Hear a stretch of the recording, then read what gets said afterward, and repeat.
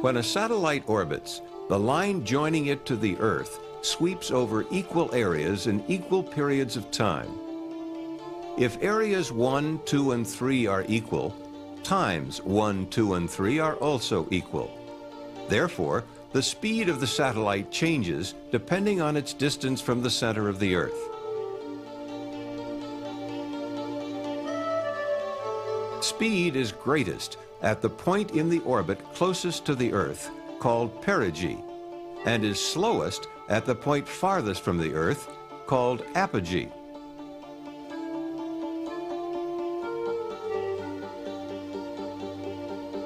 It is important to note that the orbit followed by a satellite is not dependent on its mass.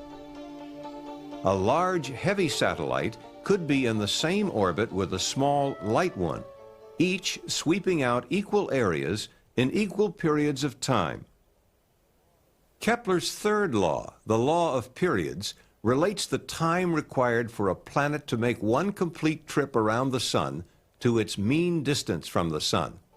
For any planet, the square of its period of revolution is directly proportional to the cube of its mean distance from the Sun.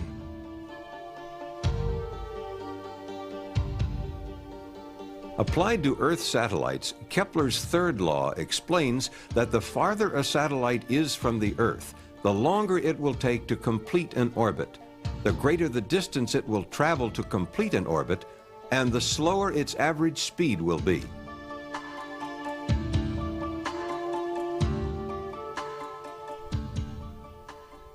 Isaac Newton, the father of classical mechanics, laid the groundwork for orbital mechanics. He combined the work of Kepler and others to formulate the law of universal gravitation and the three Newtonian laws of motion.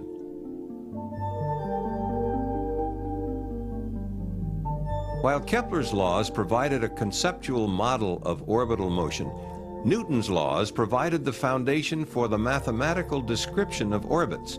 They explain why a satellite stays in orbit.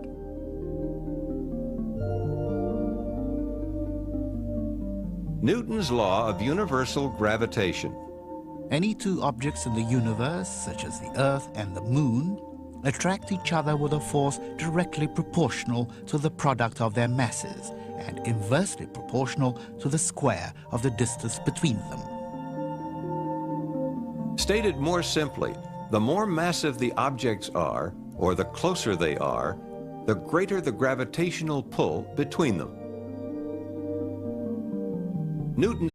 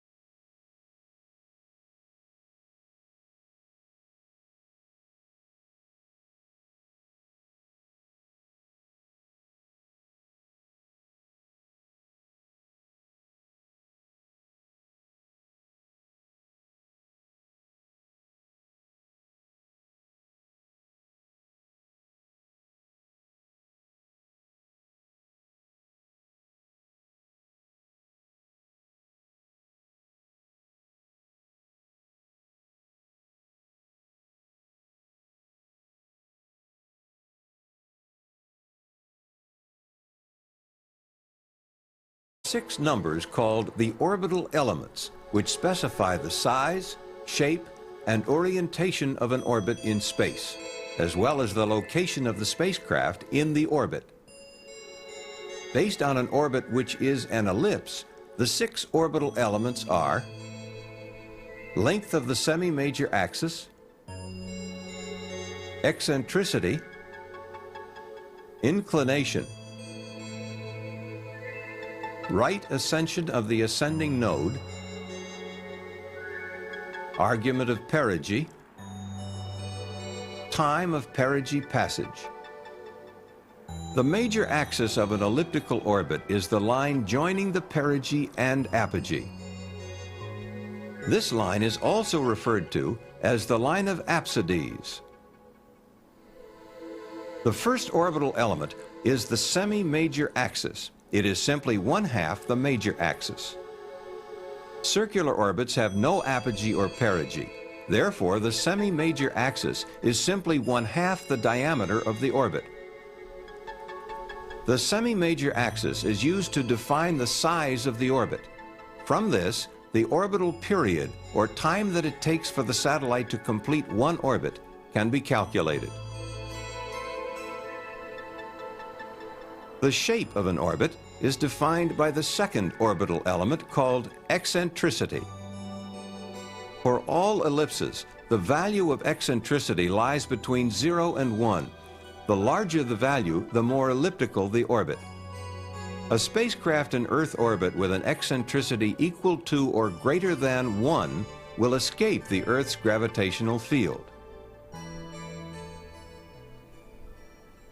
When orienting an orbit in space, a 3-dimensional coordinate system must be defined.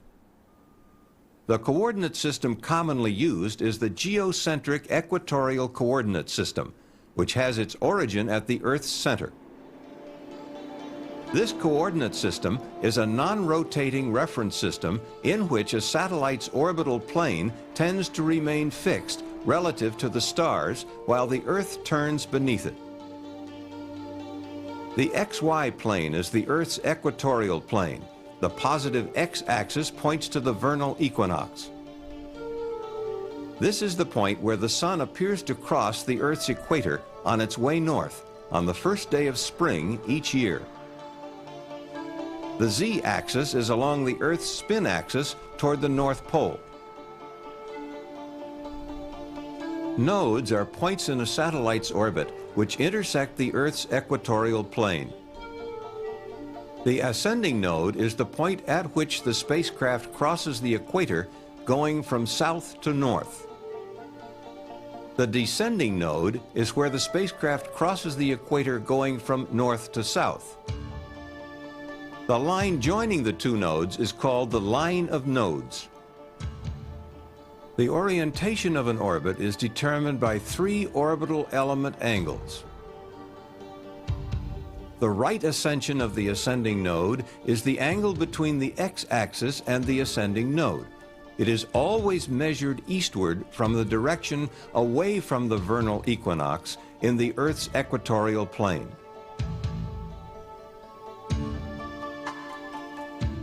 The argument of perigee is the angle between the ascending node and the point of perigee. It is measured in the orbital plane in the direction of spacecraft motion. Inclination is the angle between the equatorial plane and the orbital plane. A satellite which has an eastward velocity component at the ascending node has an orbital inclination lying between 0 and 90 degrees. Such an orbit is called a prograde orbit.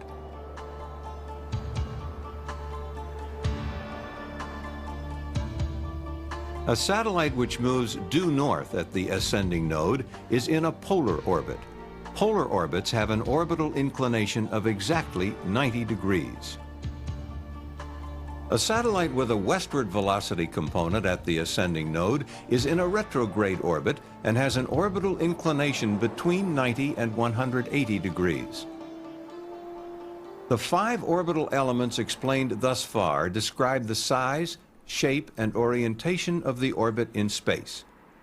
The final element is a time value used to locate the satellite in its orbit. A satellite moves in a very predictable manner. It stays on schedule.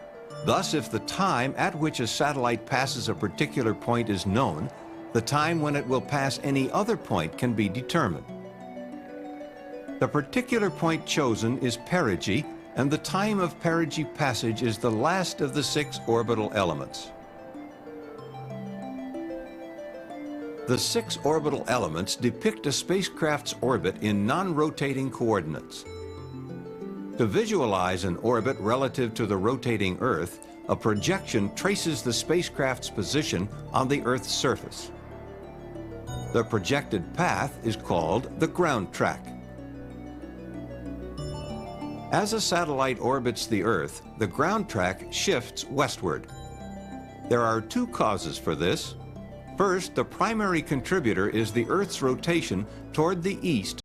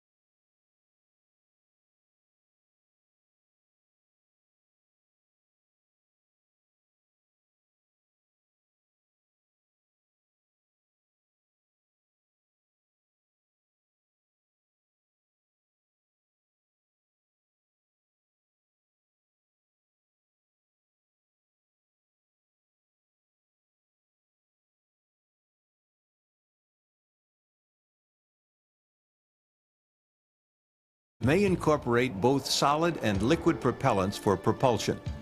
When the fuel in each stage is depleted, the spent stage is jettisoned. Staging offers the advantage of discarding weight when it is no longer needed. The Space Shuttle is a two-stage system. At liftoff, the 2 solid rocket boosters and 3 Space Shuttle main engines are all producing thrust. After approximately 2 minutes of flight, at an altitude of 25 miles, the fuel in the solid rocket boosters is depleted and they are jettisoned. The 3 main engines, fueled by liquid oxygen and liquid hydrogen carried in the external tank, continue to burn for several minutes until the shuttle reaches its cutoff velocity. At this time, the main engines are shut down and the external tank is jettisoned.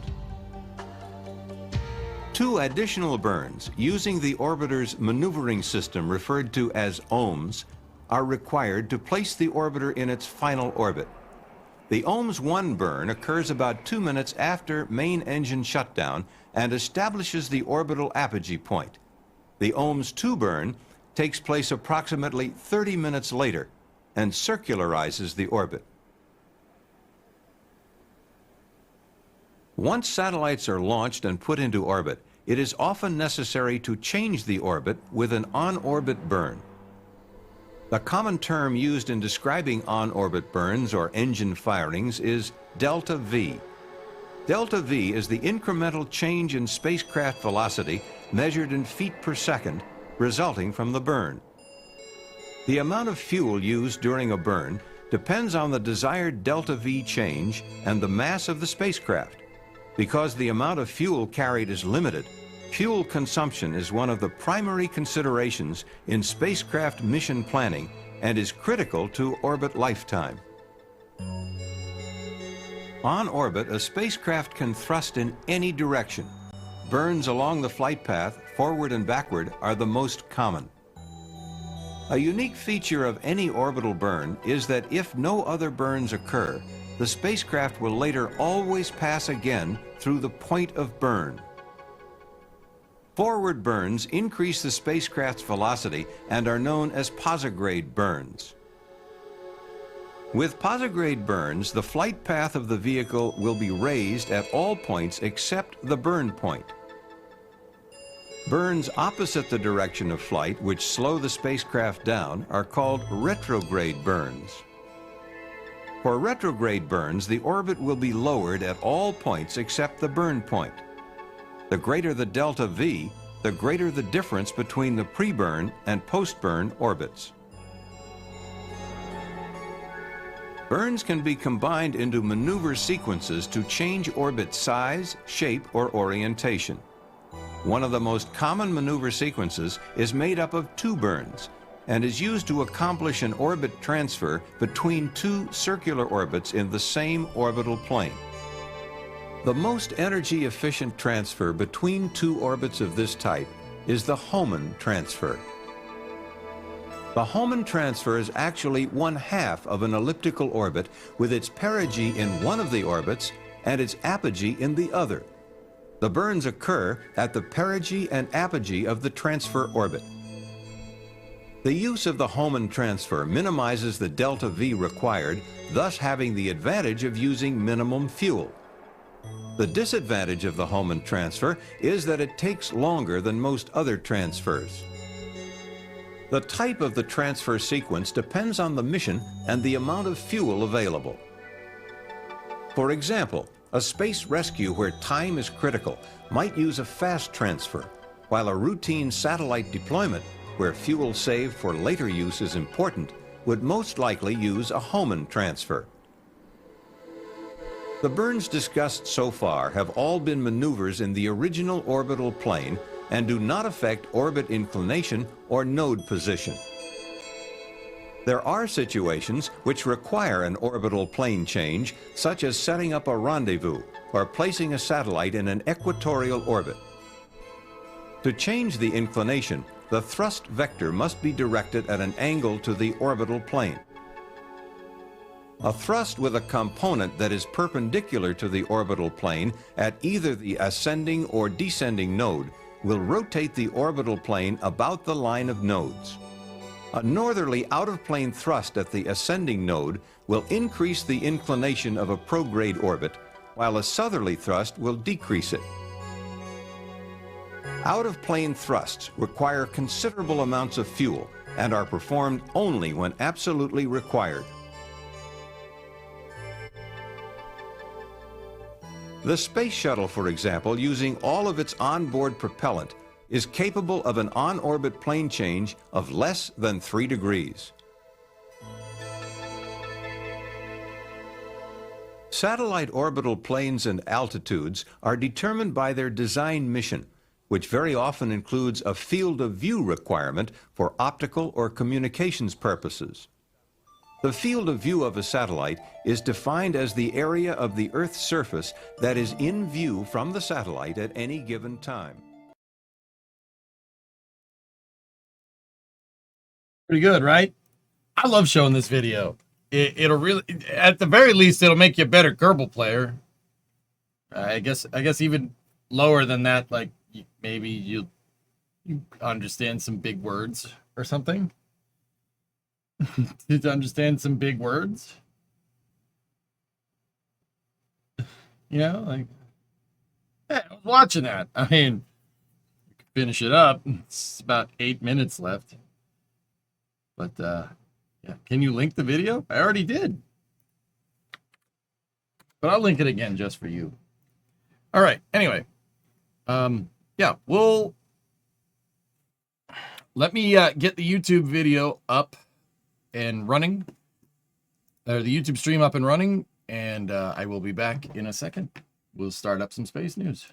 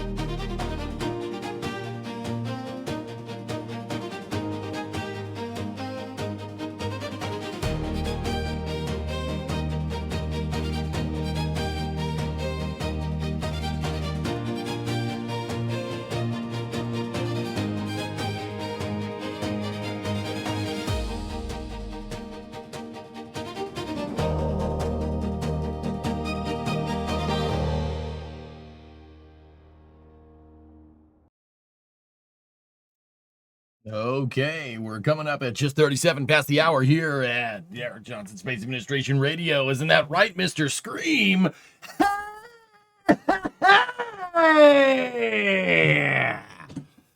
All right, great. Welcome to the Space and Rocket Review. I am Eric Johnson, your host. Coming. All right, I'm not doing that anymore.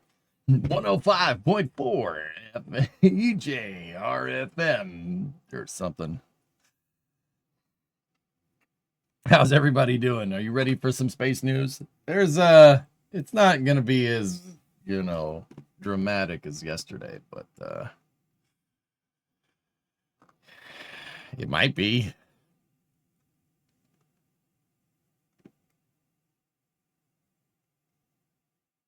Maybe.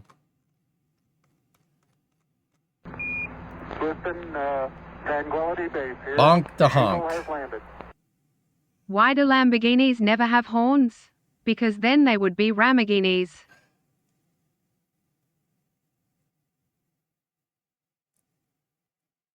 Oh, horns like.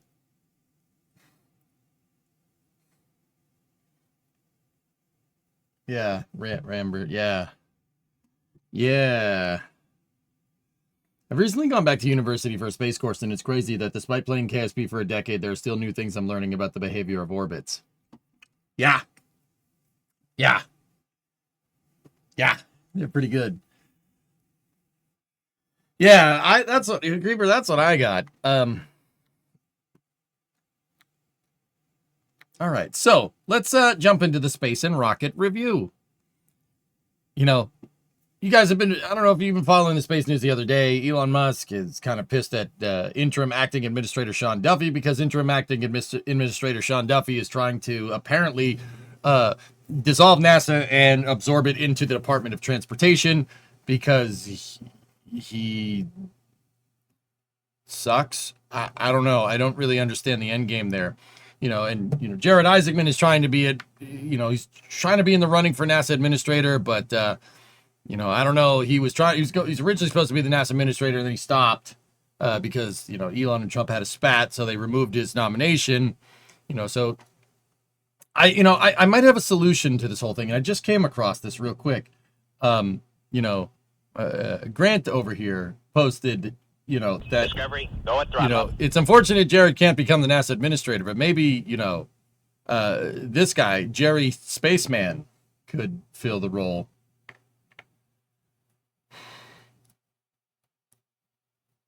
Maybe Jerry Spaceman could fill the, it's, yeah, no,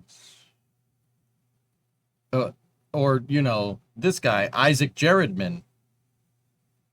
Hey! Isaac Jaredman is, yeah. Yeah, he's a good dude. Anyway, on a more let's say serious note, Elon's still pissed at Sean Duffy, rightly so. So,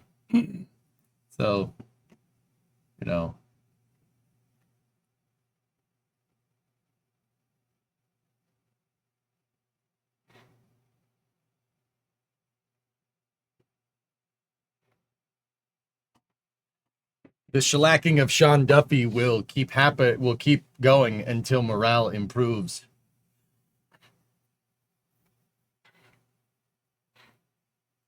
I'm here for it. Also known as Guy Incognito. Yeah. I am personally here for this. I think getting rid of NASA and trying to absorb it into the Department of Transportation is, the more I think about it, the more I think that's really dumb. Yes, really dumb.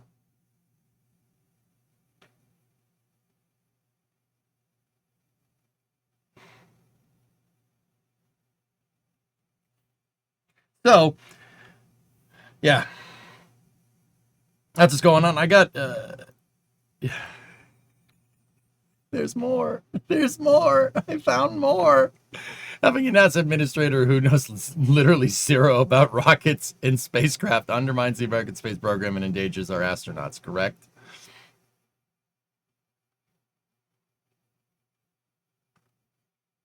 Oh, also, real quick. You know, my buddy Anthony down at Rocket Ranch had a poll going. You know, serious poll, who do you think would make the best NASA administrator? So Jared Isaacman, lumberjack DOT butt hat, or Jared Isaacman. And I'm not gonna lie, I voted for option 3 because it made me laugh. Because I read it as lumberjack dot butt hat, and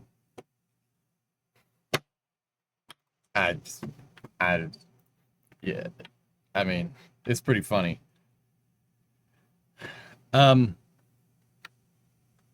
See, okay, to be honest, I really like that, you know, people are going after stuff that they don't agree with, and they're making their opinions vocal about it. 2 things, dudes, that I've been thinking about. I don't know what the details of getting rid of NASA and making it part of the Department of Transportation really is. Like, there's no details to it. And I'll be honest, the lack of information there in that regard about what that means is just... That's concerning. I don't like it when people offer a plan and then no details. That's not, like, good for spaceflight. And considering we're talking about America's space agency, that doesn't, you know, that space agency has something to do with space flight. It's a leadership ladder change. What do you mean? How could you mess up such a serious poll? I'm sorry, I don't know. Normally wouldn't be possible without an act of Congress, but this administration apparently not to critique. Yeah, I don't know. On face value, it's a full dump of all the science stuff, as if the point of NASA was to be a bus driver. Yeah, that's not really what the name implies, you know? So, like, I would like to see details of what this means, because there's a potential that there could be good there, but I'll just... When I say there could be good there, I mean it might be good for someone somewhere, you know, like, maybe. I don't know. I'm assuming a little here, but doing something like that likely changes how leadership of NASA changes and how it's funded. The biggest problem for me is that, to me, it makes it inevitable that NASA becomes a regulatory agency. Yep.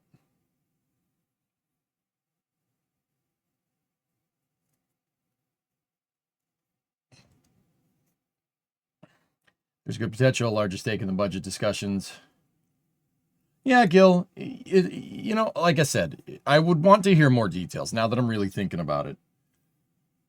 Because at face value, I don't think that's a good idea. But, you know.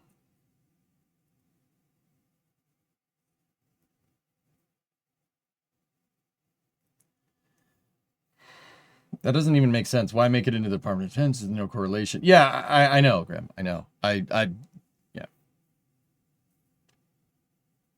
I don't know, Daveldod. We don't know that that's what's going on. Like, that's what I mean. I want more details, but honestly, above anything else, I would really like if Jared Isaacman gets in there. I think that's, yeah,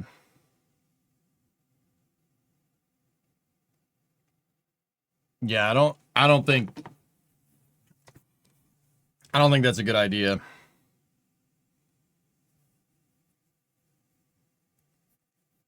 But whatever.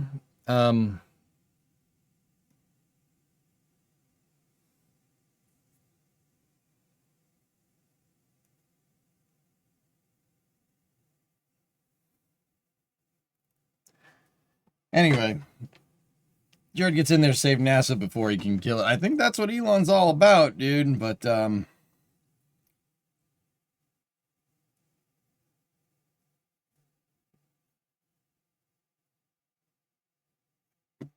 now, With that all being said, let's move on. So Tori Bruno posted some stuff. We got an update here from ULA, something we haven't really seen too much of lately. He said, I thought you guys might enjoy this. Testing the launch head swing arm of the brand new second Vulcan mobile launch platform. 4 of these support the rocket on the pad and hold it down during ignition. And then they get out of the way. All right, let's see what we got here.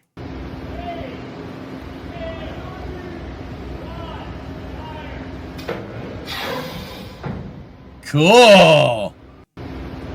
Cool.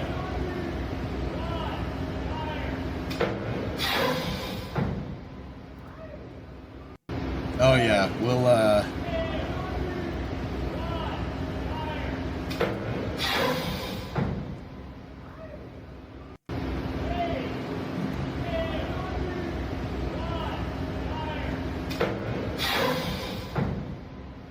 that's what I'm talking about. So this is actually one of the hold down points. It has Vulcan has movable hold down points, which is super cool. And then, yep, to protect the umbilicals and the hold down point itself. Woohoo! That's cool, man. That's super cool. If math is serving me left, I believe that Atlas V has fixed points here. Atlas V's don't move. But I could be wrong.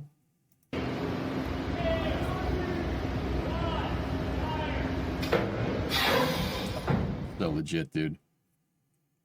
Tomorrow, BPS space turns 10. That's weird. Don't like that. Yeah, Atlas has 3. Phil, believe it or not. There's 2 on the opposite side of the umbilical tower and 1 on the side of the umbilical. The Atlas V has asymmetric hold downs because why wouldn't it? Why wouldn't it have asymmetric hold downs? Of course it does. ULA has a bright future. ULA, yeah, they need to scale, but I think they're making good progress, dude. But yeah, they need to scale. That's the big one. Whack it, whack it, whack it, whack it, whack it, whack it, whack it, whap, whap, whap, whap, whap. No, wait. 3, 2, 1. Ignition.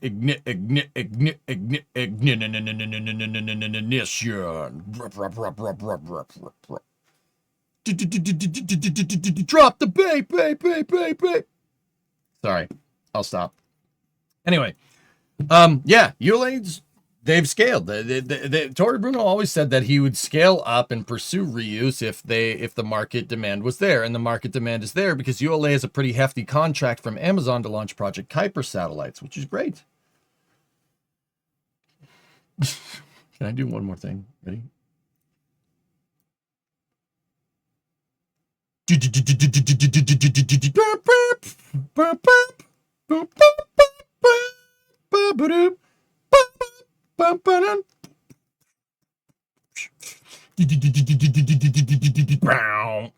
right.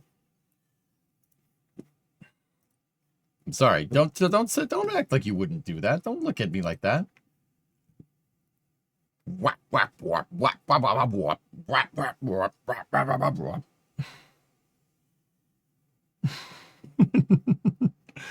Okay, so that's good stuff. Now, speaking of hardware and showing off hardware, Blue Origin's got a video for you. You'll like this. So this is inside of New Glen's horizontal integration facility, and this is them integrating the stack onto the mobile, or onto their transporter erector. That's the bong right there. Blue Origin, New Glen. Woof. Oh. Okay.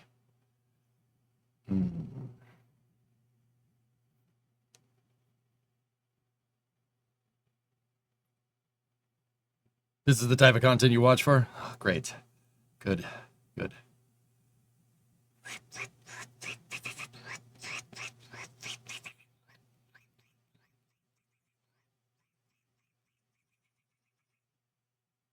Don't apologize for art. Yep. I totally forgot about the first bong launch. Yeah, it launched in January. It was right around the time of Starship, so that's why everybody forgot. So, fellas, I've been trying to show people this next shot here. It's right here. So the reason why I want to show people this shot is because I want to show people the scale of this rocket. Look at the person standing down there.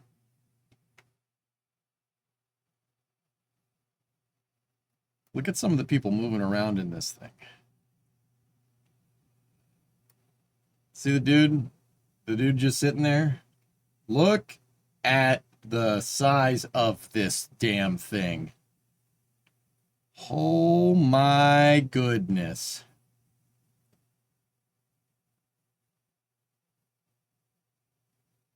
Is that something or is that something? How sturdy is that intersection? I mean, the rocket stack is held up on the second stage. Surely there's great forces on these clamps or whatever from holding down the second stage. Yeah, the interstage is built. Very strong. To be able to move the entire stack like that,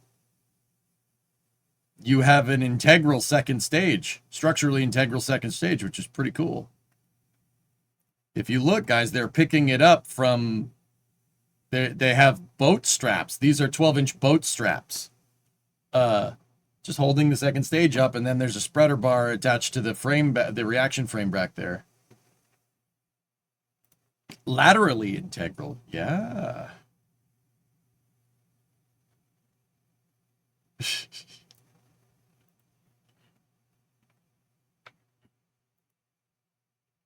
That's pretty good, man.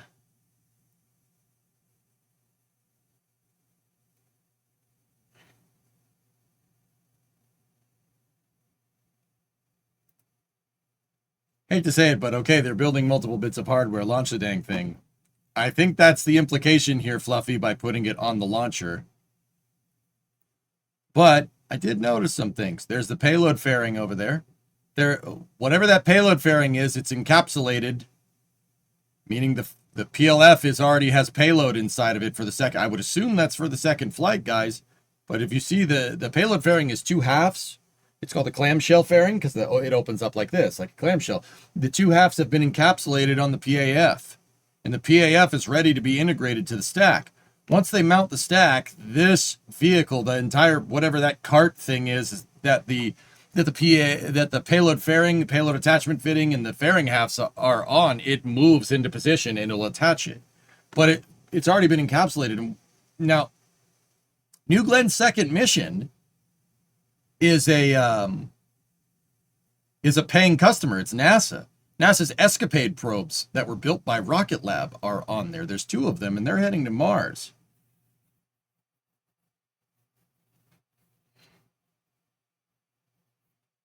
The second stage is disposable, Blackbird. The first stage comes back down and lands.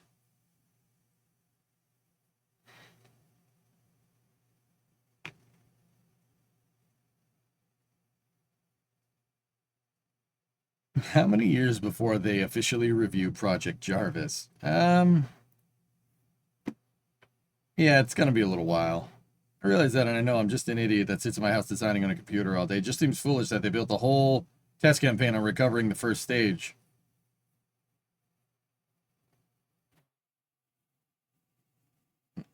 There's also another second stage sitting over there, by the way. I know we can't judge based off of this, but the payload attachment fitting being on the erector already really drives the idea that everything was waiting on the second rocket.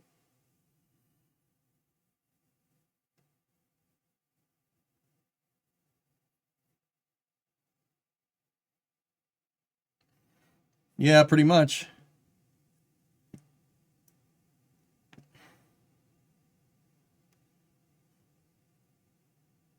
Either way, that's super cool. And then in the next one here, oh,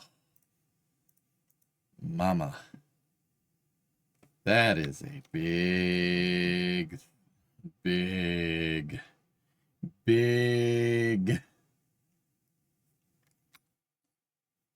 big launch vehicle. That is a big flag. Yep. Big bada boom. No, no, no, no, no. We don't want that.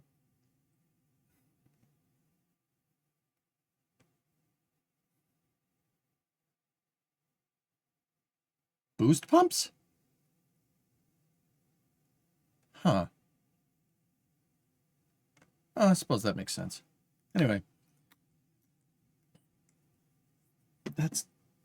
Yeah, never mind. Never mind. Forget I said anything.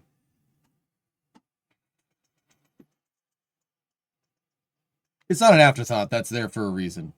It looks like an LH2 boost pump, but I could be wrong.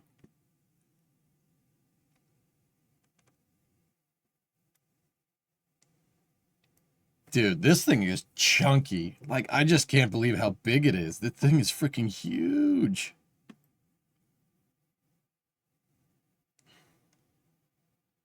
That's awesome. It's the catalytic converter. Yep. Also, you know, you're absolutely right. That flag is absolutely massive. It's as big as the second stage. That's pretty sick. Yeah, I don't hate that.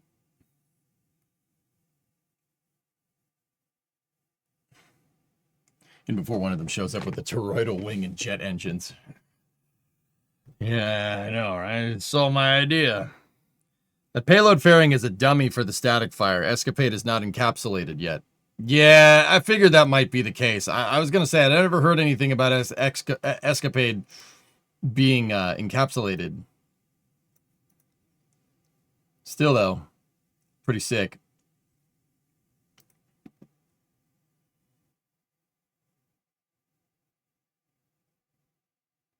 That's awesome. That's pretty cool, man.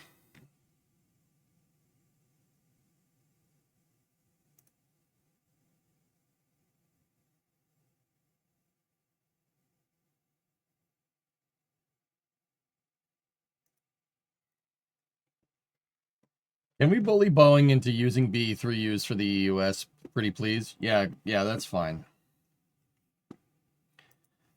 Onzun are flying this year.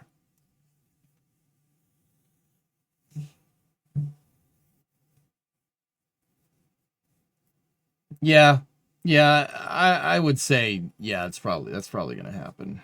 I mean, the rocket's assembled on the launcher, so, I don't know, November, December, maybe, something like that. Can we look at the lattice structure on the left? On the left one's interstage, that's beefy. This thing? Oh, yeah. Flight 12 for SpaceX or Flight 2 for Blue Origin? I'd say New Glenn's going to fly before Starship, but Starship ain't going to be far behind. Why is the engine and interstage different from the one on the ground next to it? Oh, that is your structural path. That's your structural pathfinder. This is a fake. It's a mock-up. It's a mock-up. Something like this, Brendan, would be used to test everything, to test all the attachment points. That's what this is. It's called a Pathfinder stage. Yeah, that's fake. And it has a dummy upper stage, which is basically just an it's the aft skirt and the forward skirt on the stage, but it's just steel lattice to be a mass analog of the stage. So why keep it inside? I don't know. Ask Jeff Bezos. I mean, judging by all the equipment that's kind of just being stored underneath the damn thing, I'm pretty sure they're not doing anything with that. You didn't know it was a test article. Yeah, all good, man. There is another flight upper stage over there, though. You see that? We've seen Dave Limp. Dave Limp is actually Dave Limp. He's posted. There's two stages there that we know about. If I had to guess, big guess, if I had to guess, there's probably more that they're not showing. They deliberately didn't show that corner of the HIF.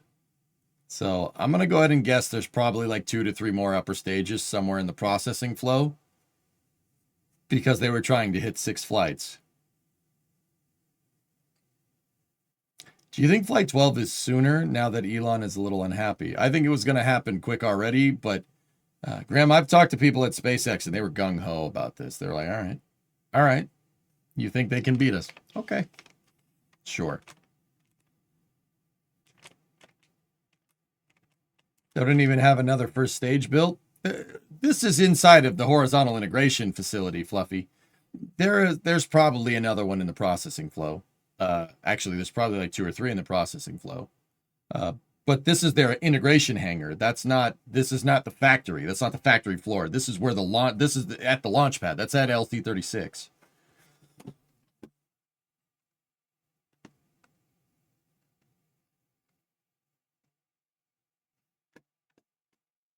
Another section of the booster just entered Mega Bay, the Mega Bay on Starbase Live. Yep. Is the upper stage engines running expander cycle? That would explain the boost pumps. Yes. Yes, they are, Phil. Yes.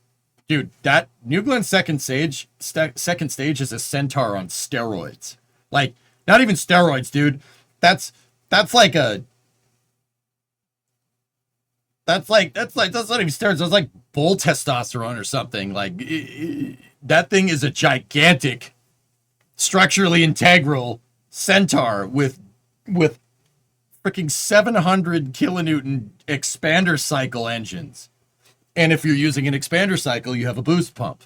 You'd use a boost pump in that design. I know that from reading this book. Because you need a boost pump to start the flow of the expander cycle to drive your turbines. I love this book. This book makes me so happy.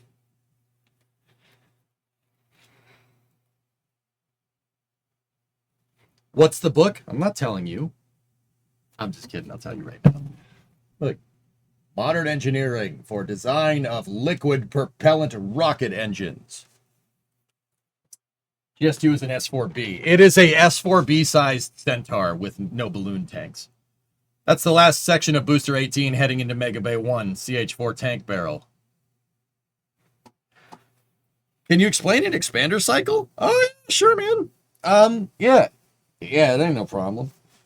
Give me one sec. Yeah. When do you think Booster 18 will roll out for cryo? 2 weeks. 2 weeks. Let's say 2 weeks. Guys, you remember at the end of Flight 11, and this is before this whole thing went down with Sean Dummy. I can't. You gotta be kind of professional, all right? That was before this whole thing went down, Sean Duffy. SpaceX doesn't want to stop the production line, guys. The production line ain't stopping. If anything, Block 2 was holding it up. I'm serious. Block 2 starships, old hardware. That's old news. That's why they're expending it and doing all these that's why they expended all the Block 2s to do all these stupid landing tests. That's why they're scrapping Booster 17. That's why they put 12 out to pasture. Get it out of the way. It is impeding the Block 3 production line. And now that they actually have space, because they don't have to worry about hanging around a bunch of other boosters and Block 2 ships, look at how fast it's coming together. Look at how fast it's coming together. I guarantee you, whenever Flight 12 happens, right? Whenever Flight 12 happens, 3 or 4 starships will be in the pipe. Easily in the pipe. Like, in processing flow. Like, more towards the end of completion. Now that all the Block 2 stuff is out of the way, factory floor opens up, baby. And because it's optimized around Block 3 throughput. There's no, dude, like I said, Flight 12 is going to launch. There's going to be 2 Block 3 super heavy boosters ready to go. And probably 2 more starships ready to go. It's going to come at us hot and heavy. You're not ready for it. 12 is going in the museum. Yep. Do you know why 18.1 is still in the can crusher if it looked like it pumped a month ago now? Probably finished the test. Probably don't need that can crusher anymore, dude. Anyway. Mirbon, you wanted to learn about an expander cycle. Okay. Sure. All right. So the first thing you got to know about an expander cycle rocket engine and how it works is understand that with an expander cycle, you're probably using hydrogen. Or let's say for the case of this example, you're using hydrogen and oxygen.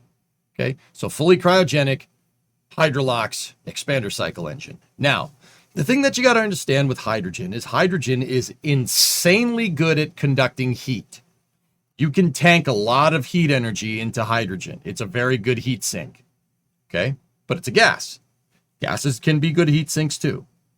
This is why, you know, when the sun comes up, the air gets warmer. You know, the gases can absorb heat. Absolutely. I just got to understand that. I don't know, Mira, I don't know where you are with like learning about this stuff, so I'll start from scratch. Okay, so how an expander cycle engine works is your boost pumps will start trickling propellants into your rocket engine. And with an expander cycle, you're using hydrogen to cool the nozzle of the motor. Nozzle gets pretty hot. That's the part that shoots out super hot fire. Yeah. I'm using an expander cycle. Here's the heat sink. Psych! The engine is the heat sink. Oh! Anyway. Sorry. So the boost pumps will move hydrogen into the cooling channels. Hydrogen, which is extremely cold at liquid, will pull the heat out of the metal from the rocket engine, and it'll start turning to gas. When you evaporate and turn into a gas, stuff expands, right? At the other end of the cooling channels, you get a manifold that goes into a turbine. That hydrogen goes through, it heats up, it expands to gas, and it gets shot through the manifold at pressure and drives the turbine. The turbine is connected to your fluid impeller. It's connected to your fuel pump. And on, say, like an RL-10 engine, the gas turbine has a gearbox attached to it, and the gearbox steps down the drive for your liquid oxygen impeller. So an expander cycle uses the cooling channels in the engine to actuate your turbines. It does not need a gas generator or anything like that.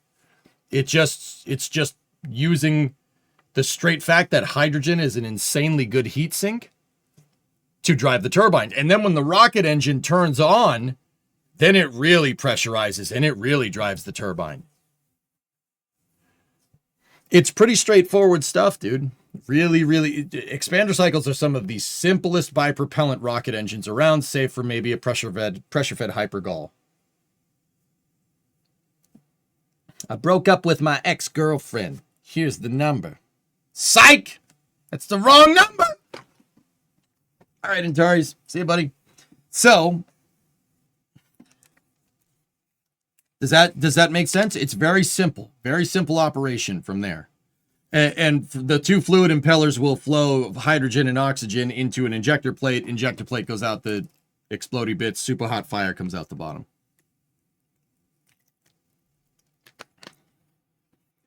Dude, you want to see some crazy stuff? Hold on.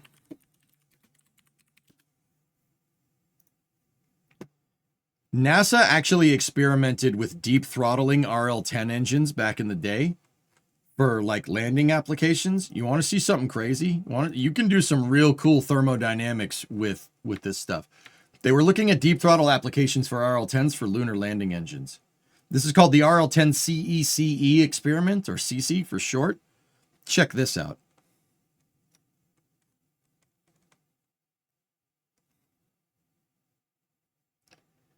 They got this thing deep throttling and running so damn cold, ice is actually accumulating on your cooling channel, at the edge of your cooling channels. Pretty cool, huh? Not every day you see a rocket engine shooting out super hot fire with ice accumulating on, like icicles accumulating on the rim of the nozzle. Isn't that cool? The best SpaceX has done from the last booster section rolled in to cryo is booster 17, which was 1 month and 10 days. I would expect 3 to 4 weeks for cryo. Well, if I were you, then you'd be me. And I'd use your body to tell that I expect 2 weeks. You can't stop me no matter who you are.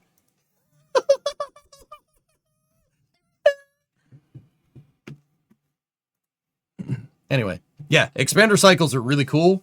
And Blue Origin has 2 big expander cycle engines attached to the side. And that's why I was like, boost pump. So, like I said, to start the whole expander cycle, you need a boost pump. That's what this thing is. See that thing right there? At least that's what I think it is. I don't know for sure, but that looks like one. that looks like the boost pumps on the side of a Centaur. If you guys look at a Centaur 3 or a Centaur 5, Centaur 5 has, and Centaur 3 have these little dang old nacelles on the side here. See? Boost pump.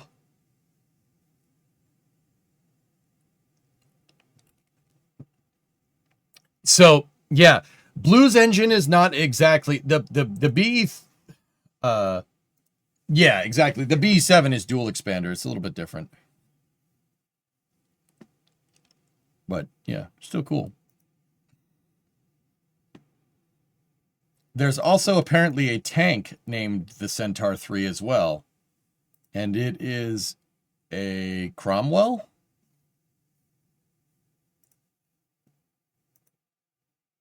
ADD rabbit hole time.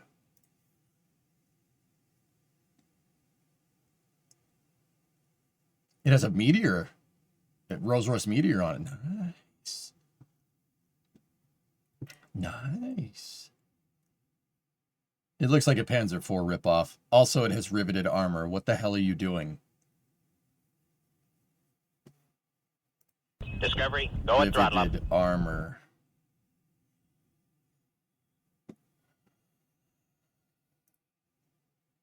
Nah. ADD. Yeah, right. Sorry, that was some Brendan Herrera stuff going on there. I think it's a Cromwell with a different gun. Cool. Cool. Those Centaurs are cool. I don't hate those.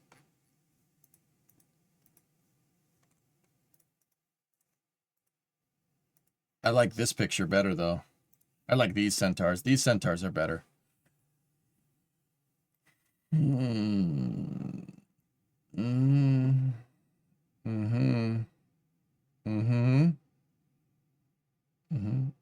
No White Claw penetration tests. All right, that's fine. That's fine. What about high noon penetration tests? Can we do that?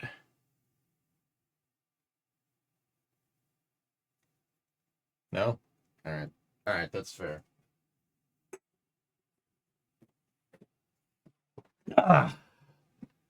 What about Harry Potter Centaurs? Yeah, I don't... Harry Potter, fictional.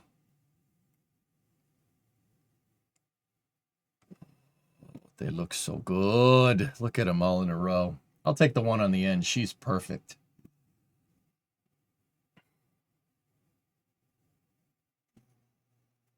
Wait. There's more. Oh, those aren't Centaurs. They're Atlases. See? And the cell is the dead giveaway.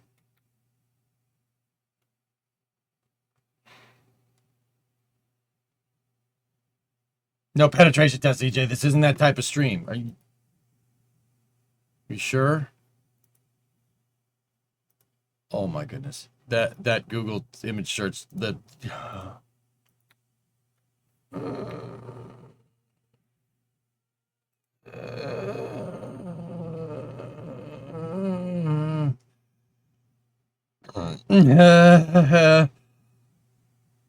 that's a lot of stuff.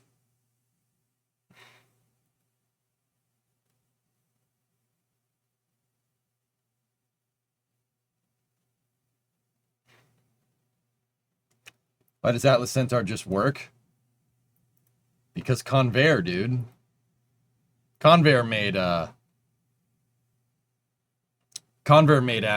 Atlas back in the day, and the Centaur. Yeah, Convair. They made the B-58, obviously. Like, duh. You're having a crisis. Dude, do you see this factory? Fluffy, you cannot look at me. You cannot look at me in the face and say that you wouldn't want to walk this floor. Dude, that's awesome. Dude, look, fellas, look. History don't repeat, but it rhymes. All the engineering desks. All the engineering, all the work is done right next to the vehicle. That's a goddamn rotary phone. That is a rotary phone next to an Atlas. Look at that. Does that look like it belongs next to that? Oh man, that's cool. The old file cabinets. Blackbird, you know, while we're on the subject here, I will get back to space news. I really... Okay, maybe it's just because I've watched Mad Men. I've watched like too much Mad Men over time. Now, hear me out. Hear me out. I need my office to look like this. Yeah.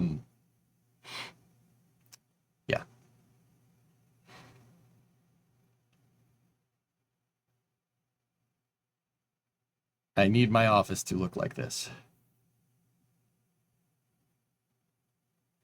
I love the 1960s office building aesthetic. I don't know what the hell's wrong with me. It's very weird, but I love that. That chair is probably super comfy and probably could survive a nuclear blast because it's lined with asbestos or something ridiculous. You know, like, just look at it. Crappy drop ceiling. I love it. I love it. Mahogany furniture. Just look at the aesthetic. The aesthetic is ace. It's so good. Yeah, ciggy smoking. Yeah, no, we need cigarette smoke smell and we need coffee smell. That is how it needs to be. Like that, if I renovate this office, that's what I want it to look like. I want to have like a, you know, I'll have the streaming desk, right? But then I'll have my office. You know what I'm saying? And it will smell of rich mahogany.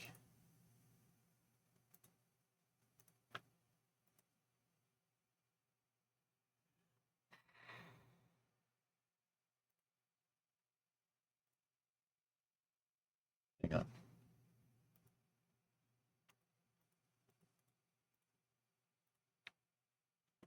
Just. Ew, walnut's better. Whatever. Particularly with like models of all the rockets like that. That's pretty cool. I mean, we could do that with the 3D printer. That's no big deal. No Titans, though. Yeah. Von Braun hated the Titan rocket. He thought it was a piece of junk.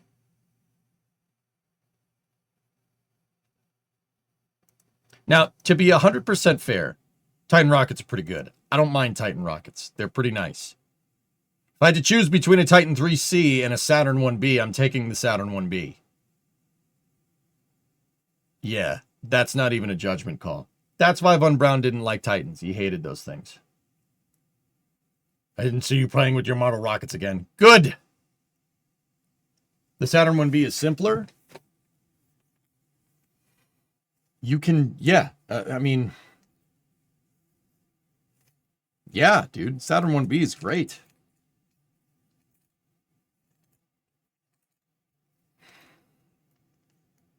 I love how Office one of the rocket models basically has to have the ceiling modification. Yeah, the Saturn V goes through the ceiling. Yep. You are more 80s sci-fi style of room. Yeah, whatever.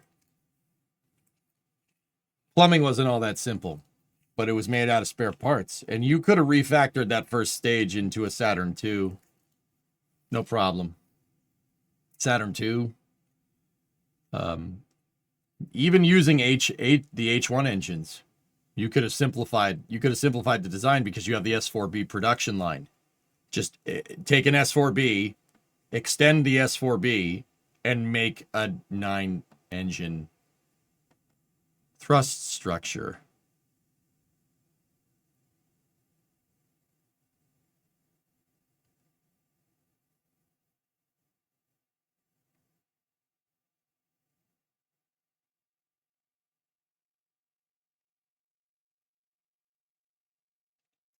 It's basically Falcon 9. it's basically what that is.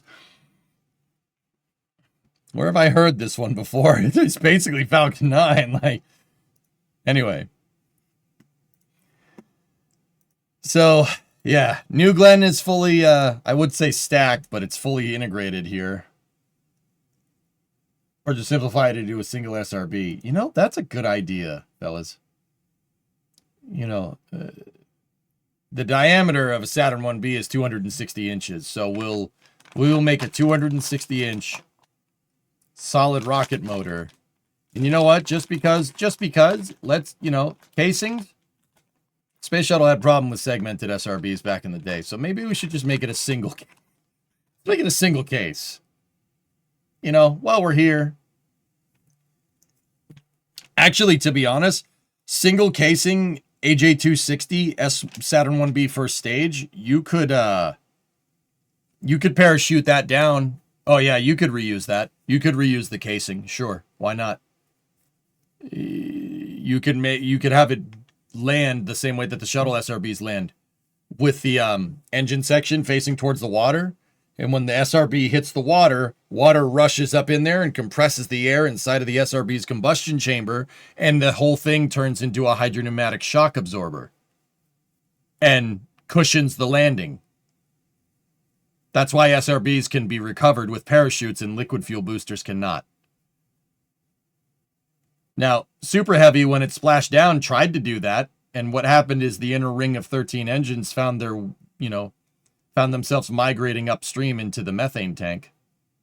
That's why when they pulled Super Heavy out of the water, it was just the outer ring of 20 engines. The more you know. Bing, bong, bong. Mix. Bloody hell, as fun as the stream is, it's almost 1 a.m. You got to go to bed.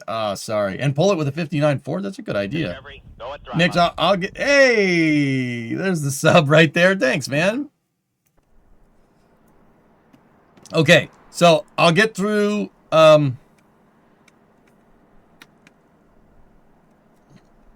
me get through a couple more things.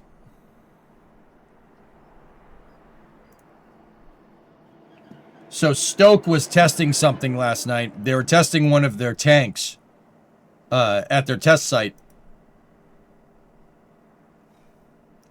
And it tank-ended.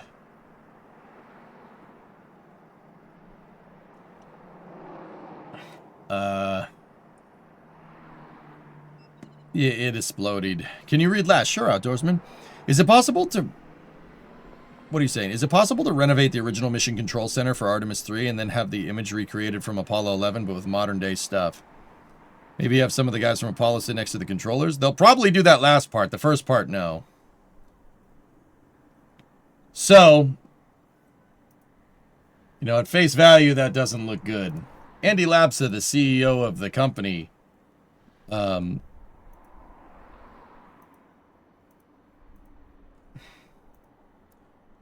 said here that this was a planned test to structural limit as part of our structural qualification program. In addition to the multiple prior test objectives, this was the purpose of the tiny tank. Hey, RJ. Yeah.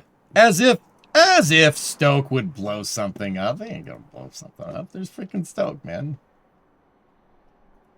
Do they look like... Does Andy Lapsa look like it? Look at this man. Does that man look like he does not know how to work on rockets?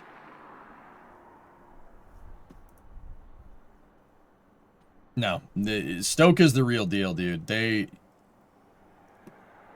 Can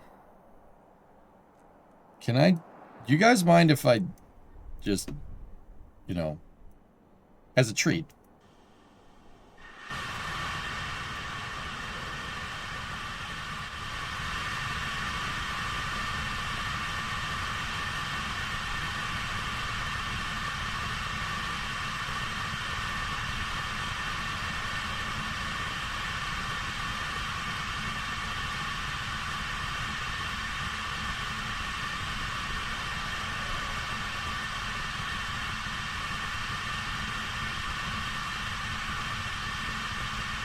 Anyway, Stoke is like has like a 7-person design team, and they designed a full flow stage combustion cycle engine with like 7 people.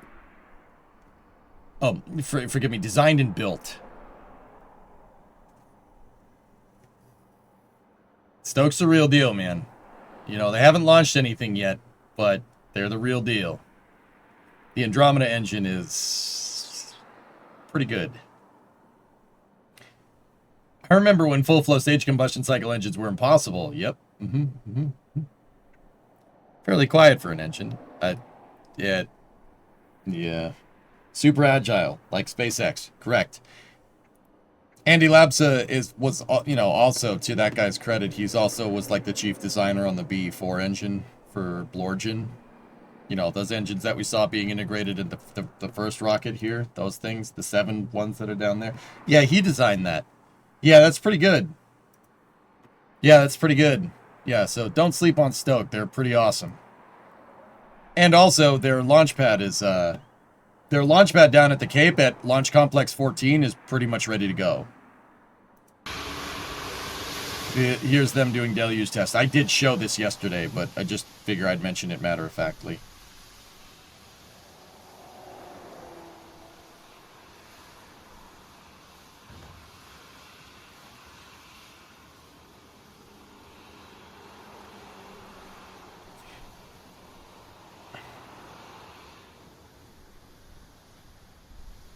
Man, this thing came together quick.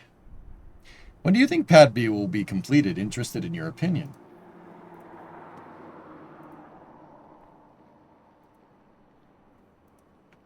What?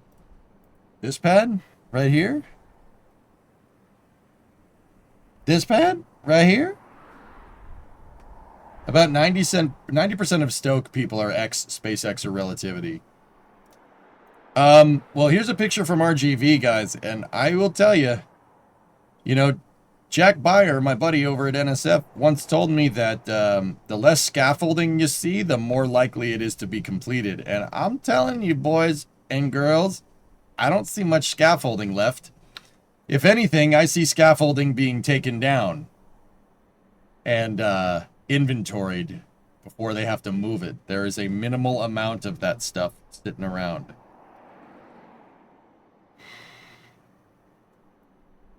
Oh yeah, this is that pad. Yeah, you're right. This is that pad, not this pad. This pad is decommissioned. They started taking it apart. So, Chaz, when do I think? Once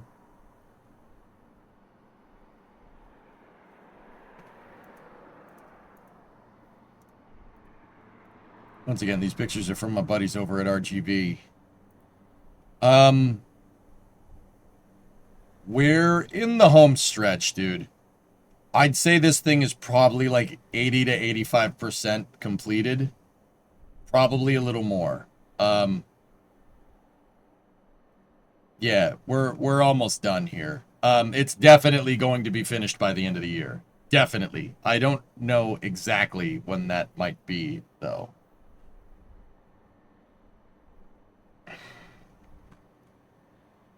I mean, the pad is still missing a couple of components. We still don't have the ship quick disconnect installed on this tower, as far as I can tell. The SQD isn't there. So it seems like they're very much waiting for the pedestal to be completed. Now, if you had to ask why save the SQD, the ship quick disconnect arm? Why save that for last? Okay, this is a guess. This is a guess from your boy. Probably wrong. Finish this first. That way you can fire boosters. You can static fire Block 3 boosters.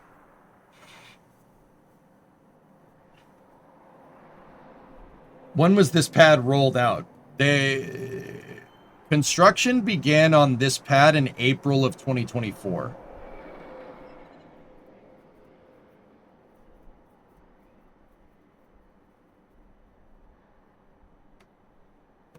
I'm going to go ahead and guess that they're looking to get this thing operable so they can start Block 3 booster testing.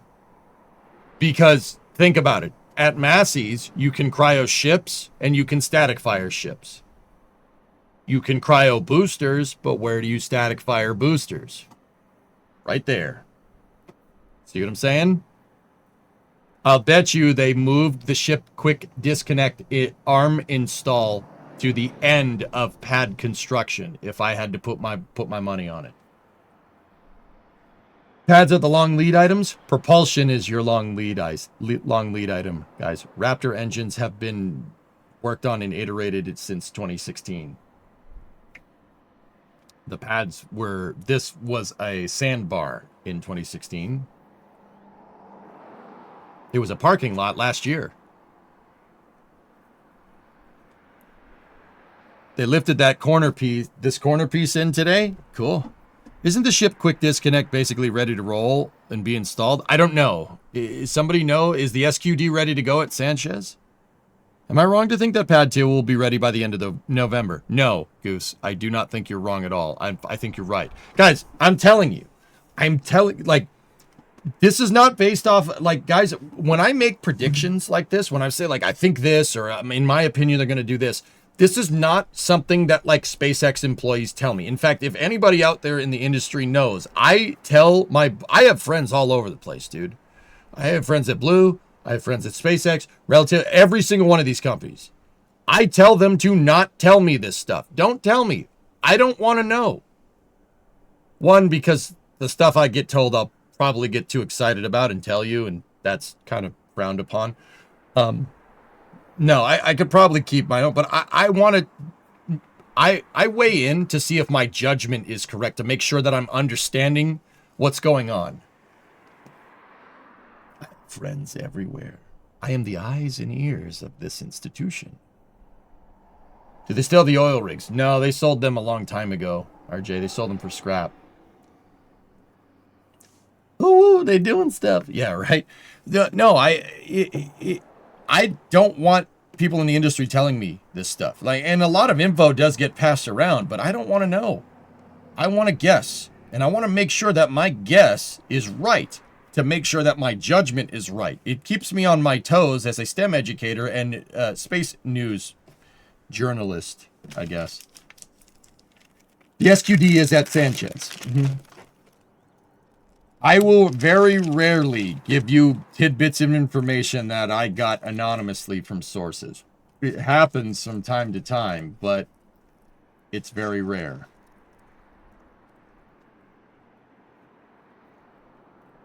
Why is an earnings call from Tesla a better technical update from Elon than a real technical update at SpaceX?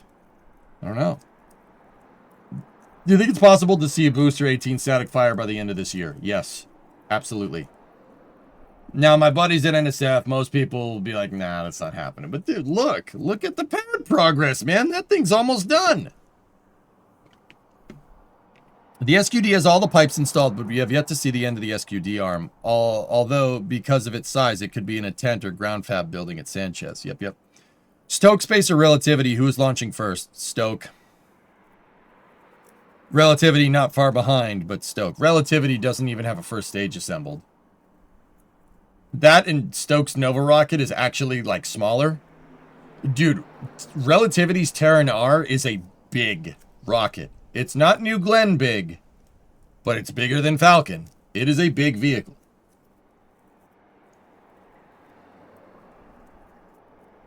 I don't know if you mentioned this yet or not, but the new V3 renders that SpaceX showed for Flight 11, this tower didn't have a ship quick disconnect.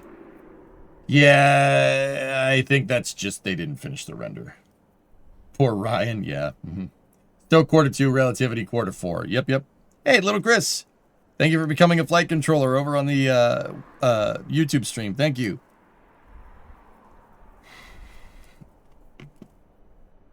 My favorite space reporter has the best unnamed sources. Yeah, right.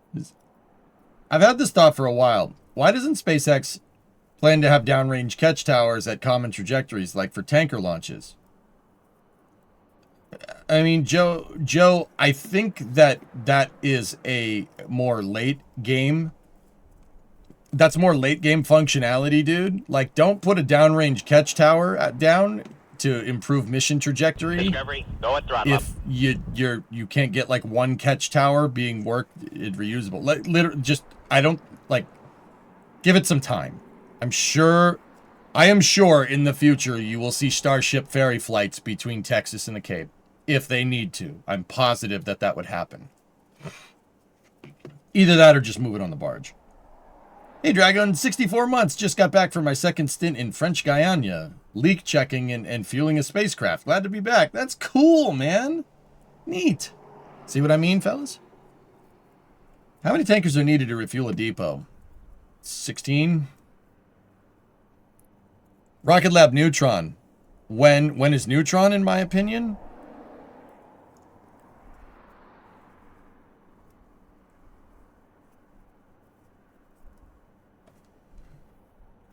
Q2 next year. Neutron's almost done. I would really like to see more first stage testing from Rocket Lab, but imagine us thinking that Starship doesn't have enough performance in its standard flight profile before it becomes fully operational. Exactly. Hey, Ramalot! Welcome to Mission Control. Your go at throttle up. Thank you.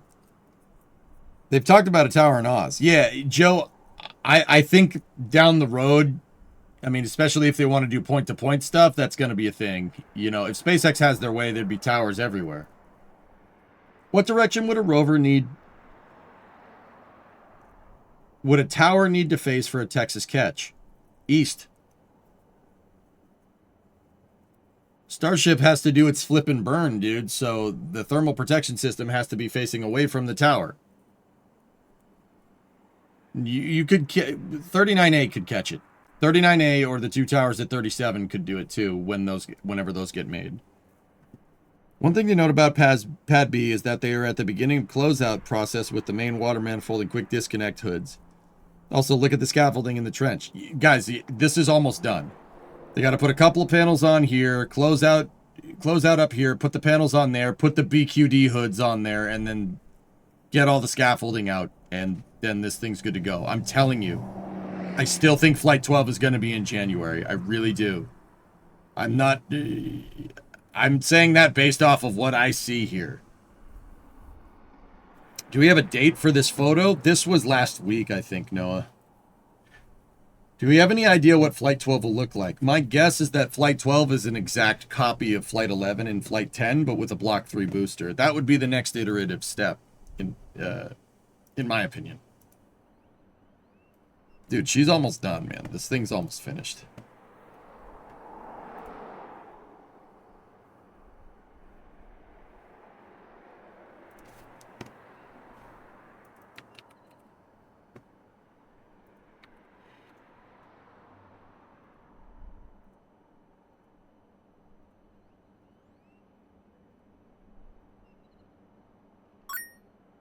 Bets on purposeful missing tile count.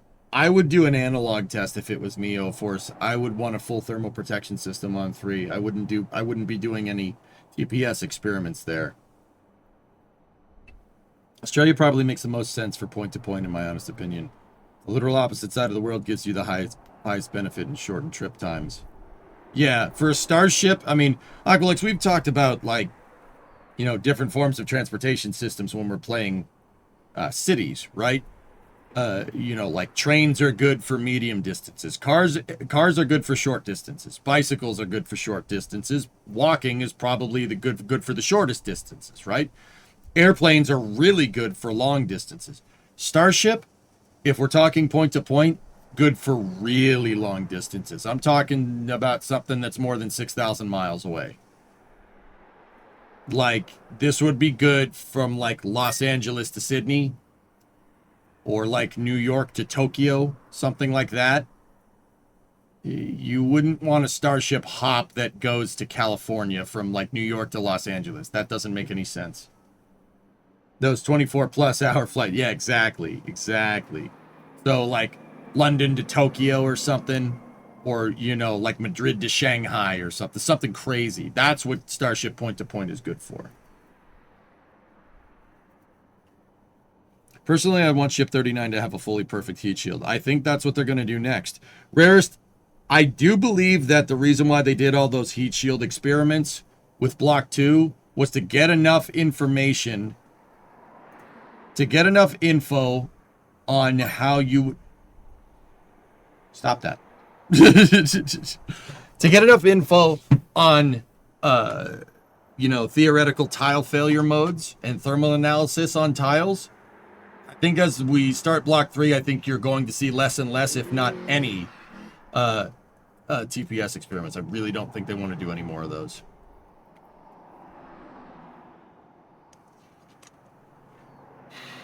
Violet, I had a thought last night. If you are close to a black hole, like in Interstellar, your time goes slower. But is the reverse true as well? If you're not near any big gravity well, could it be possible that 7 years pass for 1 hour on Earth? You'd have to be far away, but yes. Time dilation is absolutely a thing. Global positioning satellites take time dilation into account.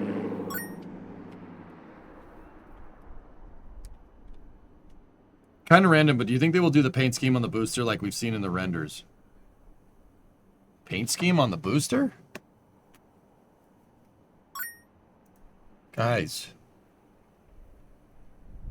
Enough. Enough with the combos on Twitch, damn it.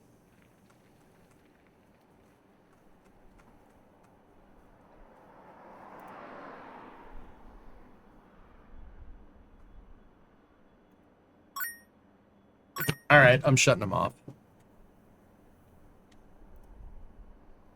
Give me 1 second.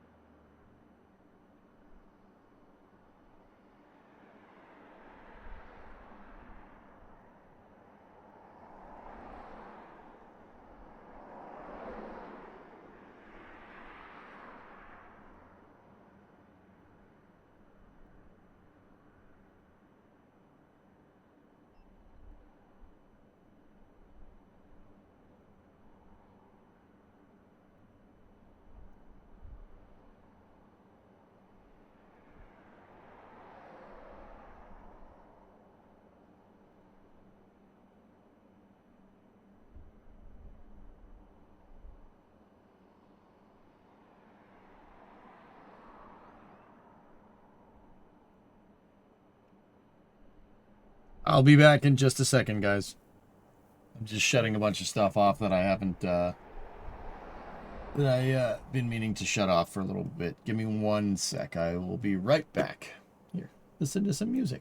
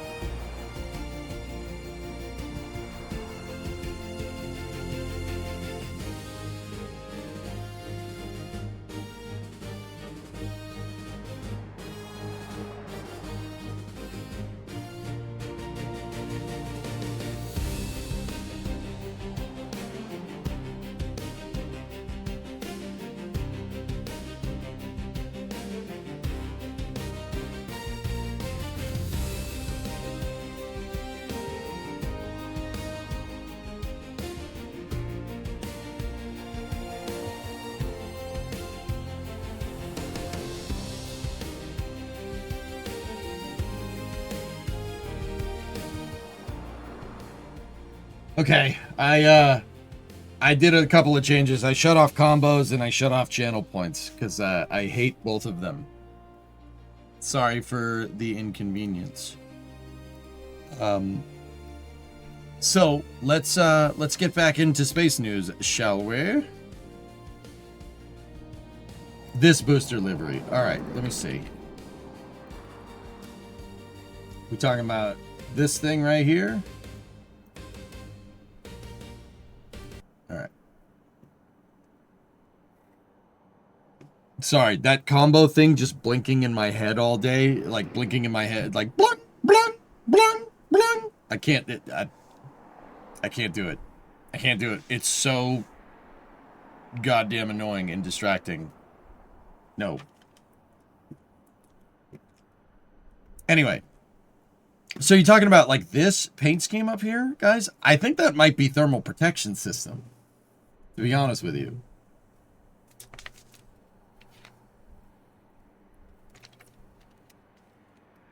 There's a new one. This is an older render.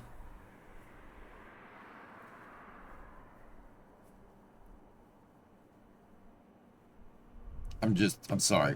I can't do it, dudes. You sent me the new one. Okay.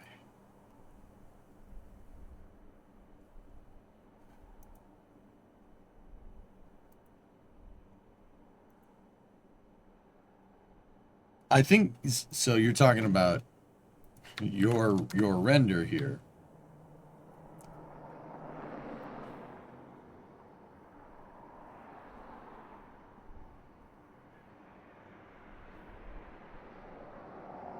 Yeah, I would say that this is probably some type of thermal protection system paint. It's probably header paint, knowing SpaceX.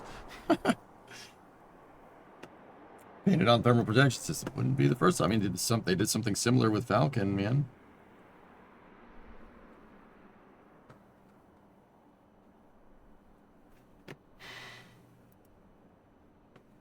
Dude, seriously though, look at that thing.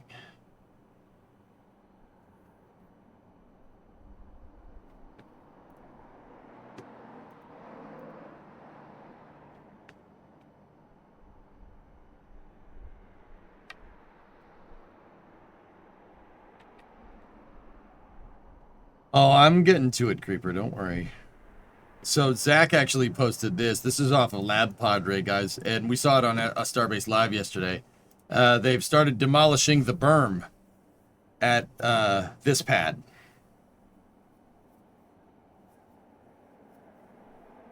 It didn't take SpaceX very long.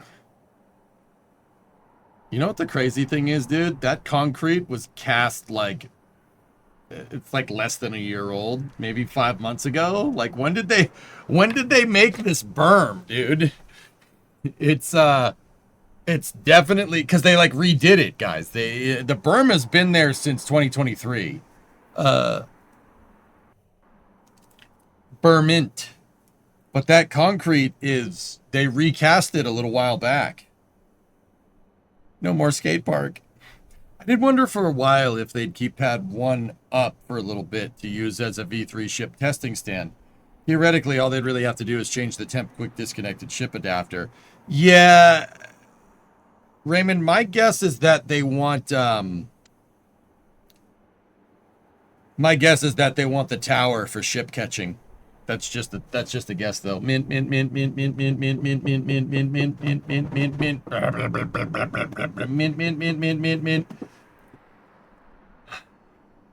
Wish Peg would post more. That guy's the man. They're also preparing to shorten the chopsticks. That's right. That's right, they are. Actually, you know what? There is an RGV. I do believe there's an RGV picture. Yes. Yes. Here it is. So here's a picture of pad 1. Here's what it looks like after 10 flights. Dude, there...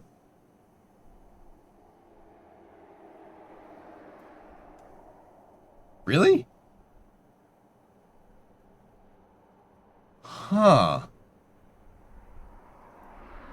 Holy crap, dude. Yo, look. The pad avoidance maneuver.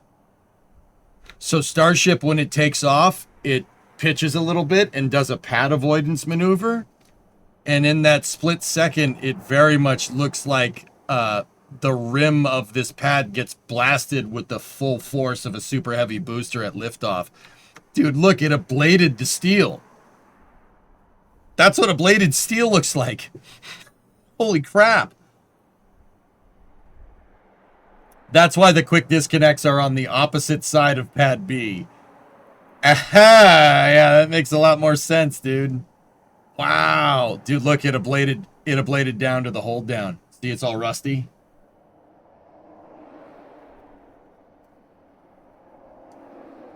White spots are shielded by the water. Yeah, that's right. That's a good point. Do you think that low Earth orbit only starships will have docking stuff on them? I don't see why not. So also the chopsticks, guys, look. So somebody went up here and made marks. Look, 1, 2, 3, 4. See those? These marks here? That's their cutting marks. They're gonna lop the arms off. The chopsticks are going to go to basically right where these shuttles are, right here. They're gonna lop the ends off. We will no longer have long sticks. No longer long sticks. Is this what the kids these days call cooked? This pad is cooked, yes. Further proof that SpaceX doesn't wait around. Yeah. Yeah.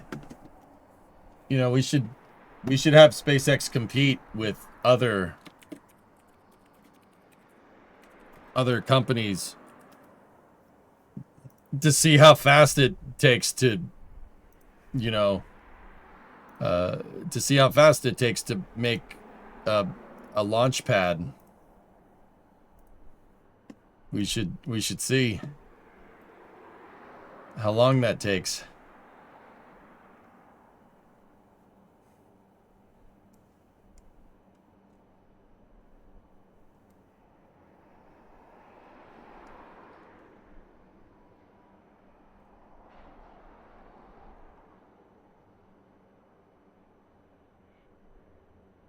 It'd be a shame if it took longer periods of time.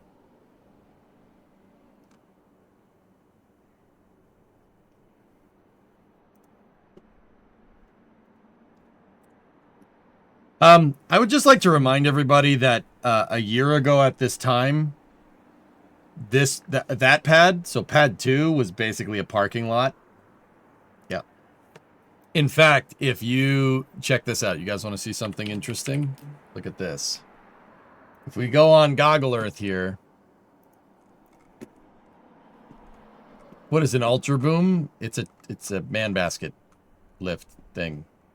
So check this out. This imagery says it's from April 11th, 2024. In April of 2024, it wasn't even a parking lot. Suborbital pad B was still there.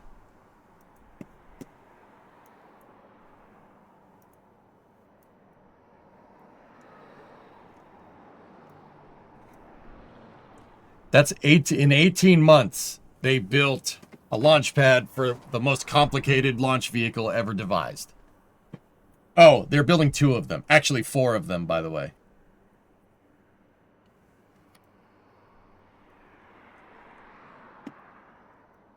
And that's the berm right there that the excavators were getting rid of. Unfortunately.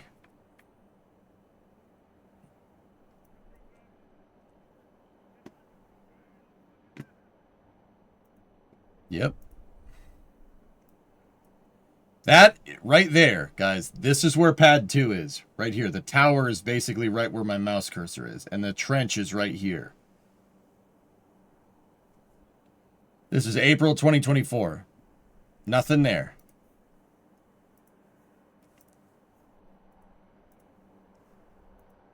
Actually, where's that other picture? That's what's there now.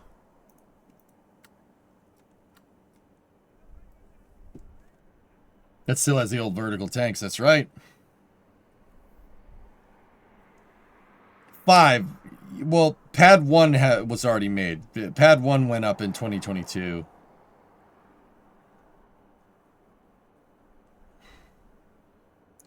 Tower B is the same size. What's first? SLS Block 2 launch tower starts assembly? Or SpaceX finishes all their pads at Starbase 39A and 37? SLS Block 2, the one that Bechtel is making can accept Block 2s. Yeah, it can do that. So Mobile Launcher 2 is going to get done pretty quickly.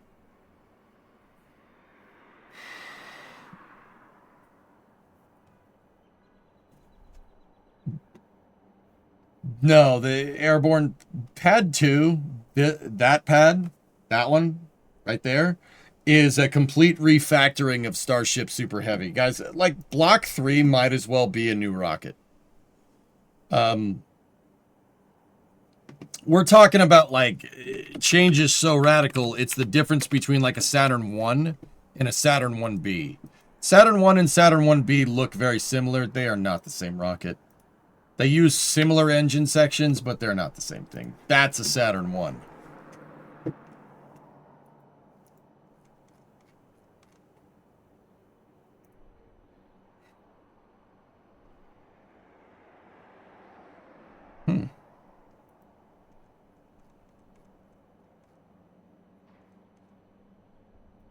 That's the Saturn 1.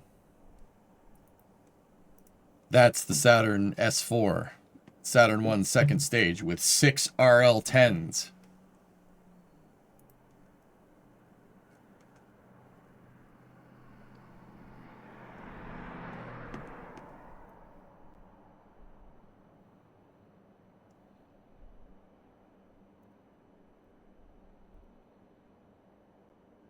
That ain't no Saturn 1B, dude.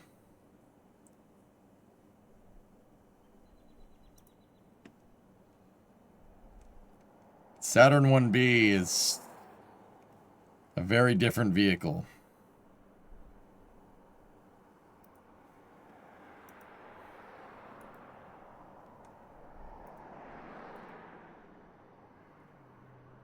When's the overhaul for Pad 1?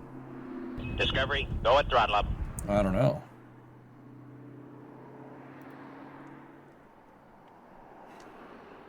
There's the Saturn 1B. Oh, yeah.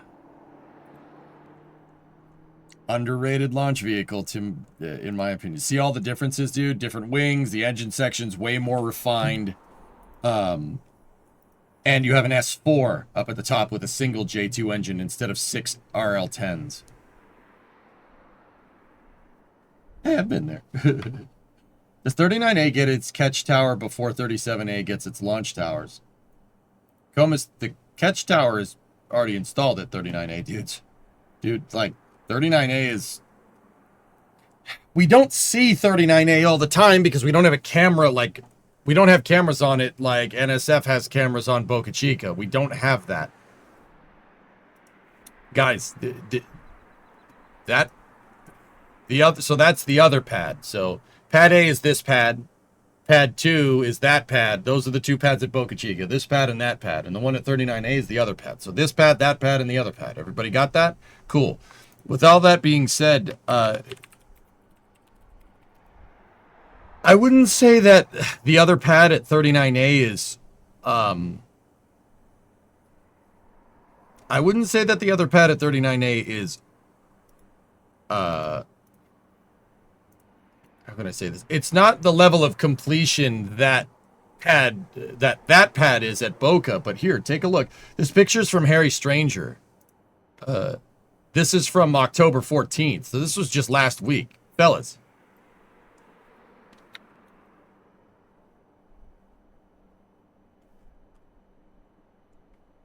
The chopsticks are already there. They've been there. You can see their shadow.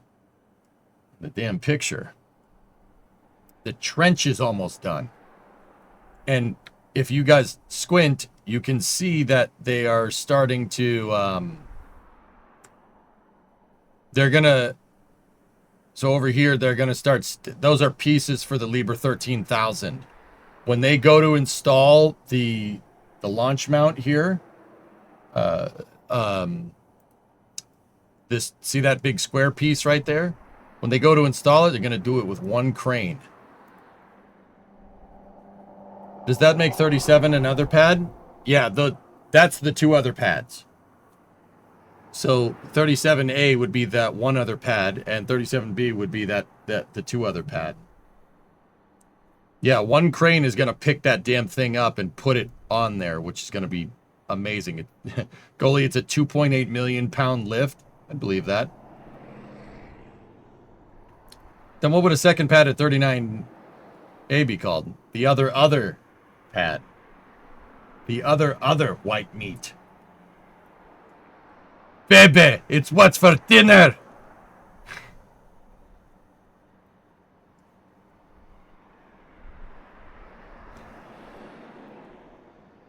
Did you ever figure out how to build a crane in Kerbal? Yeah. Starship has to be some kind of construction time record. Yeah. It's definitely crazy.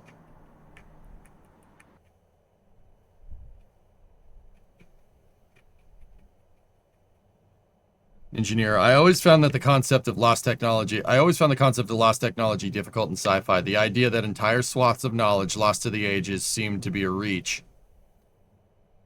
Watching what's going on with NASA, you now understand.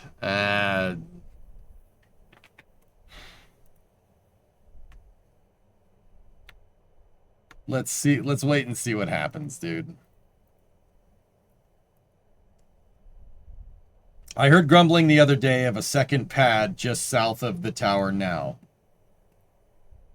So a second pad would be right here. South is this is a compass here. The crawler way goes north-south exactly. So another pad right here with another flame trench, that would be pretty cool. Do you think the first Starship catch will be successful? Celeb, after what I saw with Flight 11, yeah. Yeah, I have no doubts.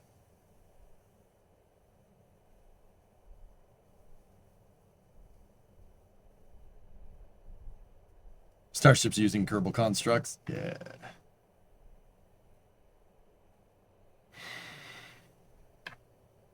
$39B? $39B is SLS's pad. Celeb, I think the first ship catch will be successful. Absolutely.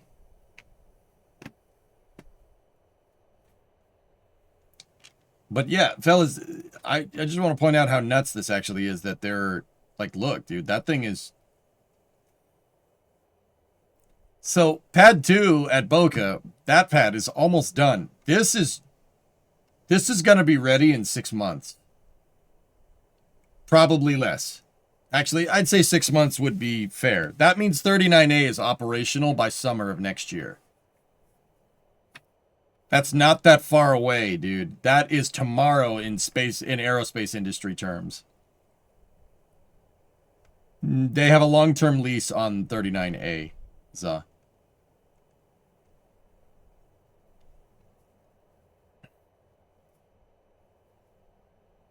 It's crazy how big 39A area looks, thinking how big Starship is. Yep. I will say the GSE, the ground servicing equipment, will be done by the end of December.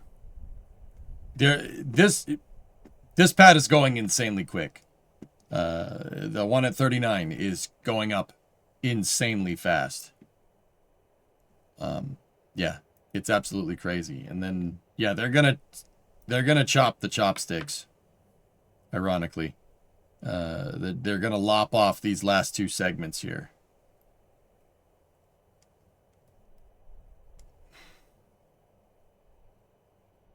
I love it, man. Dude, I would be not in a good place if SpaceX didn't exist right now.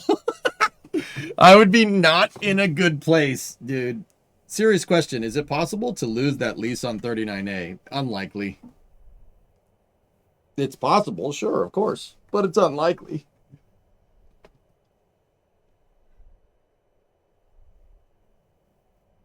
Are you going to watch it physically or live stream from your desk? Which one? How do we get a Starship over there? SpaceX bought more transport ships. SpaceX is now fielding a small navy. They bought more ships to transport the vehicles. The whole U.S. space industry wouldn't be a good place if it wasn't for SpaceX. Yep. Yep. Yep.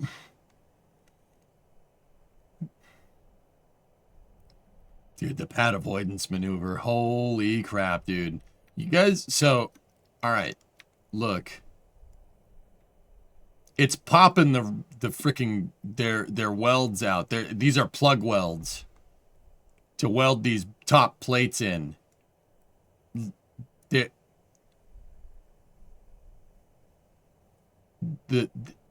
popped the plug welds out of the steel plating. That's got to be like 2-inch thick steel. So that's 50 millimeter, 60 millimeter thick steel. And it's punching it's super heavy, hits that thing with so much force, it punched it out. That's crazy, dude.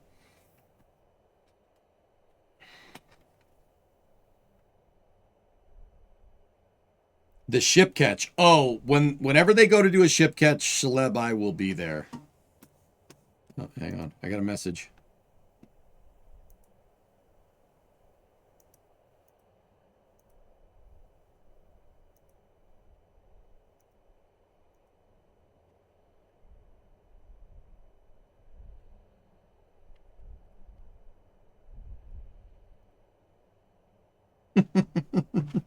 Hi, Max.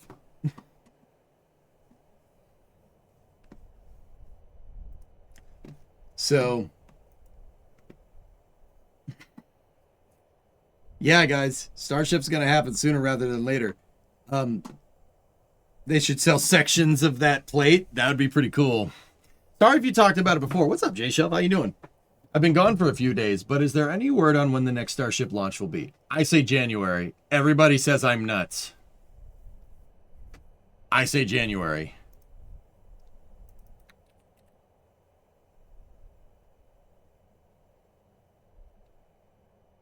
I know that guy, Phil. Reagan used to watch the stream a lot. Both can be true, but yeah, you're right. Any update? Any update on where Marmac 308 is since it was launched? No, I haven't heard anything. I haven't looked, to be fair. Can we all agree to nuke YouTube HQ for making the site worse again?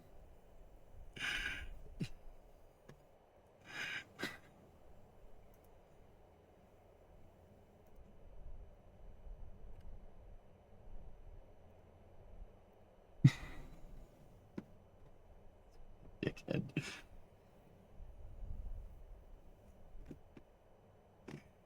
Oh, shoot. All right. We got another message. It wasn't important. Also, hi, Max. Anyway, let's see. Anything else? Oh, yeah. You guys, NASA released a, what is this? What are we calling this here? Hold on. You guys will like this.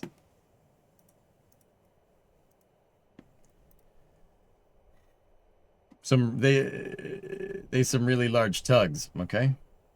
Is January the quickest turnaround time compared to previous attempts? It's actually right in lines with previous, with flight rate. Anyway. So, the Orion spacecraft's heat shield, guys. It has, after the Artemis 1 mission, NASA figured out that the heat shield on Orion, which is using what's called a blocked Avcoat heat shield, was charring due to pressure permeation between the blocks. So, here. So,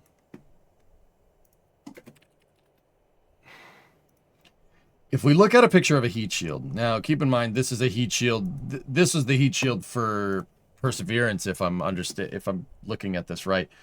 If you look at this heat shield, heat shields that are made out of Avcoat construction are made in blocks. If you see that, you could see they're blocks and they fit them together like a puzzle, right? Hey, Light Brew. 2-month resub. Thanks, man. Phenomenal with 100 blorps. Blorp?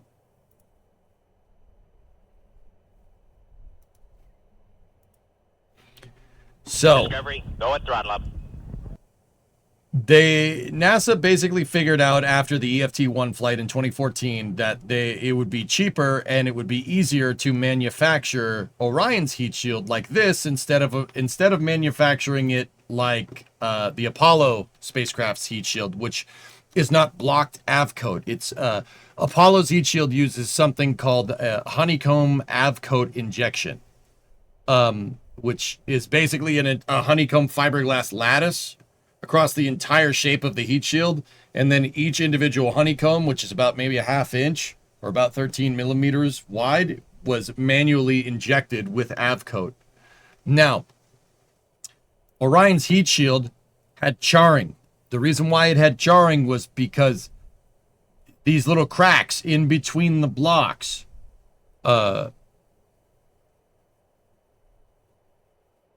the heat shield was deforming in a way where pressure got in between the cracks and actually got...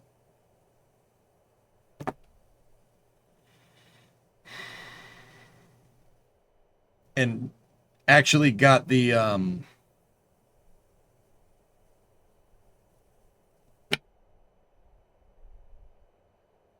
blocks actually came off. They charred off. Hey, Automatic. 7-month resub. Thank you.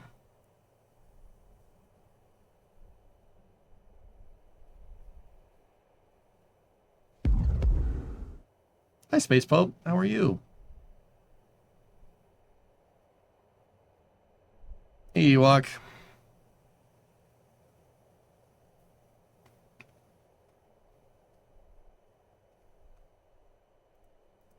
So NASA released their findings report on the efforts to understand and respond to Artemis 1's heat shield charring loss.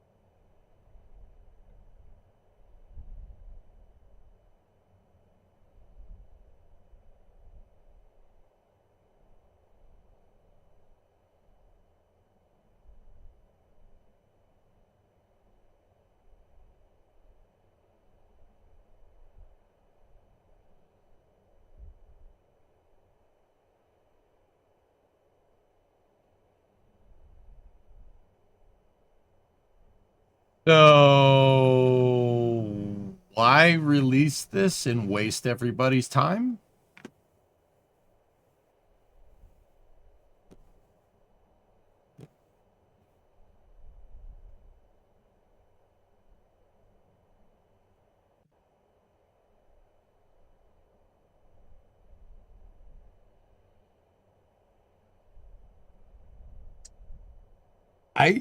I'm not entirely sure if NASA understands how much of a joke they look like right now. I'm not even entirely sure they get it.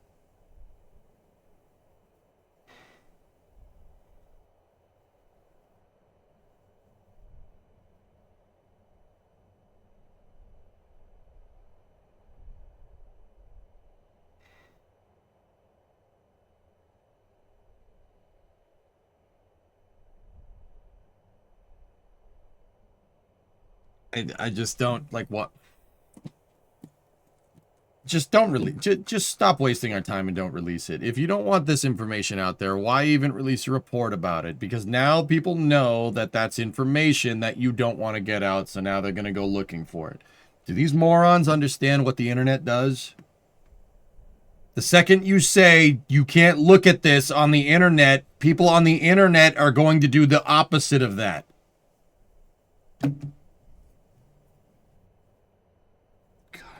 How freaking dense can you be? Not as dense as the heat shield, that's for sure.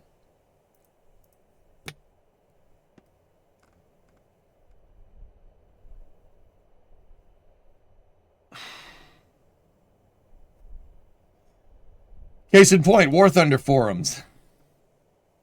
Yeah, there you go. Prime example, dudes. Like, don't push that button, EJ. It's big and red and you can't touch it. Oh.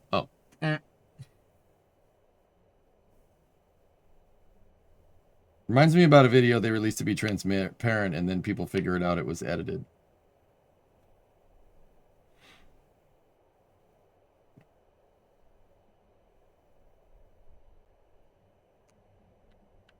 Like, why even go? Why even waste the time to have somebody go through this and redact every goddamn thing?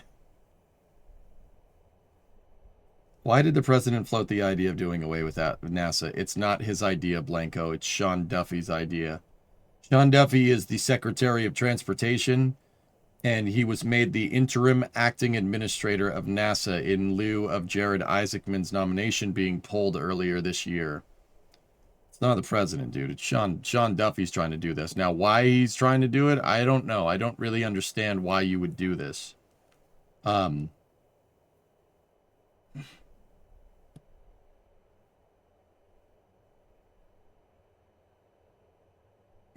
sure there's an end goal, and I'm sure we'll never hear about it because, you know, the government's super transparent, like that heat shield report.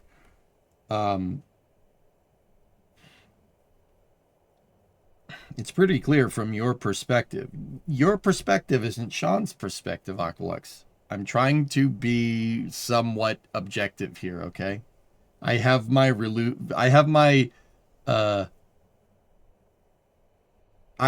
own ideas about what it is, and I'll bet you it's not that far off from yours, but I don't think it's right to jump the gun.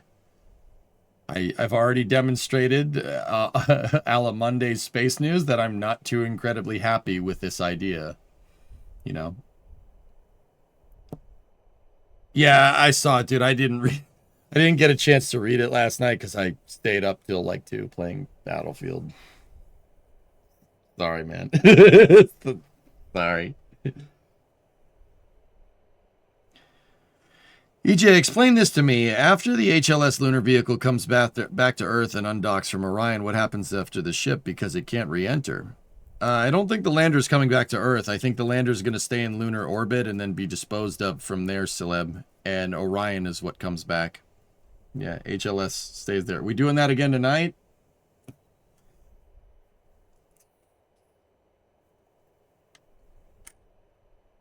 Maybe.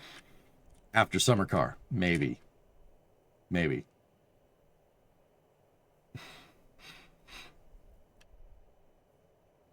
I said we're going to play Summer Car, dude. It's time to do the rally. It's Saturday in game. We're going to do the rally again.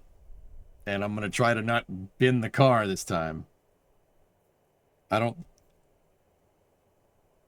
Wait a minute. Wait a minute.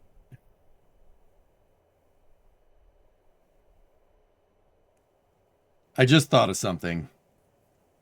Fellas, I'm running off 4 hours of sleep because I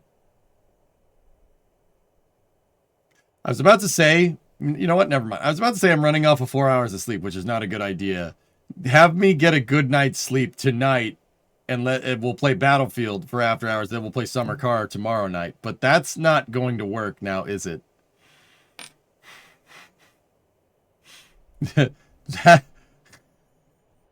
That's not going to work. If we play Battlefield tonight, I'm just going to stay up again. Sure it will.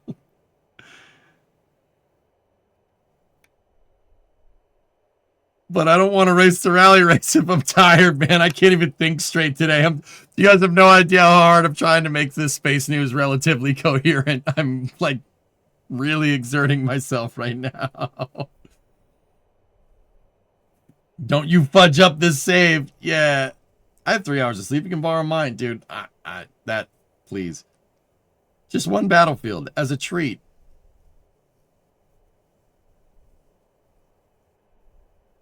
I don't know. I'll think about it. Just win early so you can go to bed. Easy peasy. Oh, dear. I'm not here for coherency. I'm here for entertainment. Y'all got any more of that Battlefield? Y'all got any more of that escalation? I love that.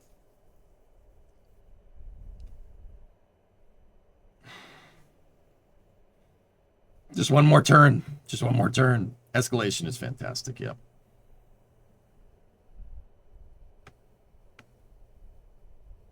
It's rally day, Dan. What's all this coherent talk?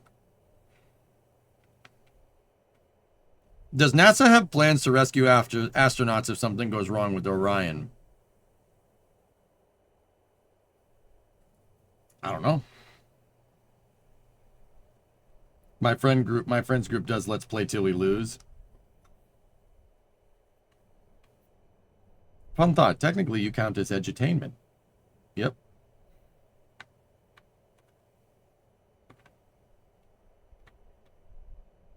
Just sleep in tomorrow for more sleep. I gotta get up, dude. I gotta get up in the morning. One, because Titan decides that for me. I don't really have much say in the matter.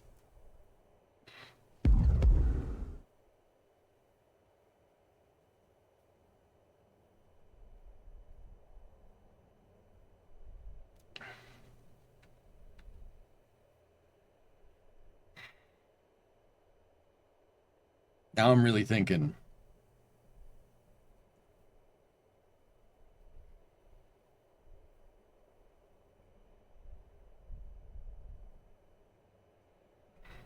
Dying in summer car is really, really bad. That would really suck. Dying in Battlefield is not that big of a deal, so I might be, would you guys mind if we did summer car tomorrow? I don't think that's the worst idea. I mean, ideally, I don't want to die in either one of those. You know what I mean? You could just go to bed early. What? No. No, you have to do it today. Die in summer car? I don't want to die in summer car today, Alex. Jesus. Just don't stay up until 2 a.m. again. I don't think that's going to happen.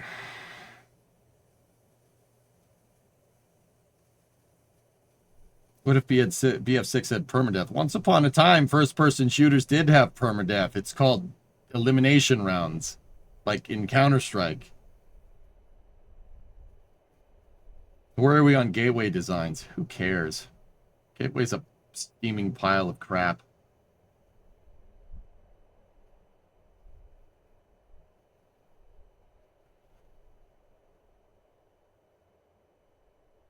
That's an option? You can do that? You can go to bed early? All right, no. We'll stick to the plan. We'll play summer car, and we'll do the rally race. No, Flykin, it's first come, first serve whenever I decide to play. That's the only way to keep it fair.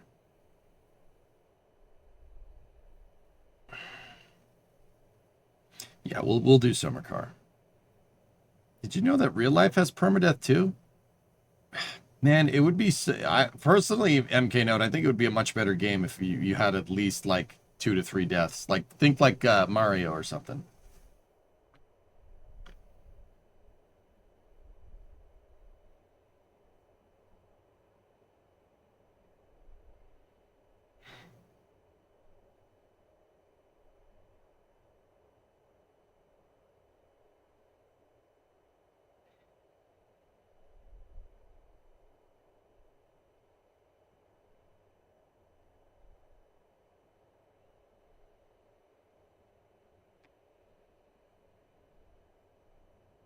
I definitely use a life standing under super heavy.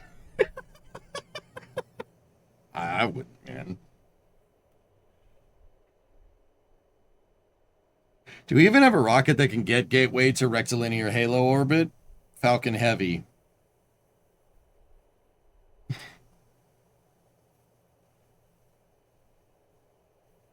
Falcon Heavy is what's going to deliver it. Gateway was supposed to be sent out there in multiple components on an SLS Block 1B, which would have given justification to launching a lot more SLSs, but we decided we wanted to save money instead. Basically boning the SLS's production chain. Oh, actually, fellas, I did a little bit of research between Kerbal and Space News. In Kerbal, we were actually talking about, like, how much would it really cost if we'd just done Constellation? They got rid of Constellation because they said it'd be too expensive and not innovative enough, which is... I didn't realize that nuclear-powered transfer vehicles to Mars were not innovative enough, I guess. Would have fooled me. Anyway, we actually did some calculations on the Kerbal stream. You guys will like this. We did some calculations on the Kerbal stream this morning, or this afternoon, before Space News. And off the Wikipedia article, it says that basically by 2009, they figured that the Constellation program would basically cost about $150 billion from 2009 all the way to basically 2029. So about 20 years. We did some math out. $250 billion.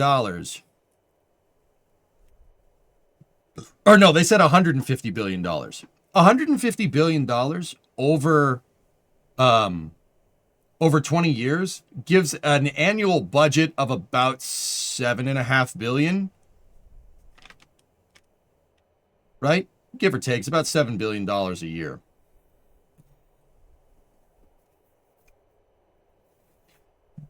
Now, I was sitting on the can when I was on break, thinking about this for a second. $7.5 billion has basically been NASA's Human Exploration Operations Mission Directorate budget since Constellation was canceled.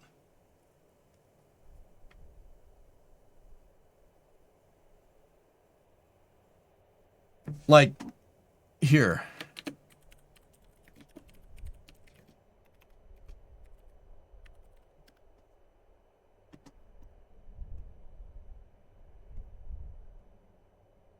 Hold on. Artemis program total spending.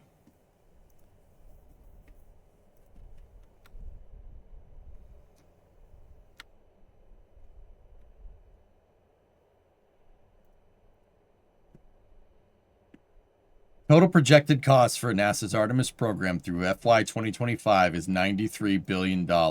This figure includes funding for the SLS Orion, as well as plans for future lunar exploration and eventual crewed missions to Mars. While this $93 billion figure represents the estimated total spending from 2012 to 2025, some analysis has highlighted ongoing cost overruns of the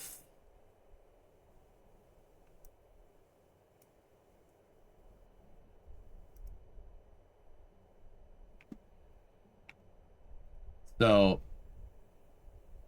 let's do some quick math out. It's 2025.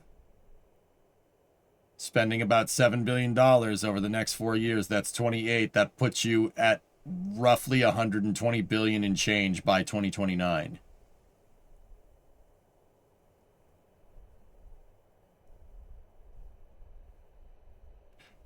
Guys, I'm having a little bit of a breakthrough here. Does this mean that the SLS program has had Constellation's budget more or less for the past 14 frigging years and done precisely dick with it? Is that what that means?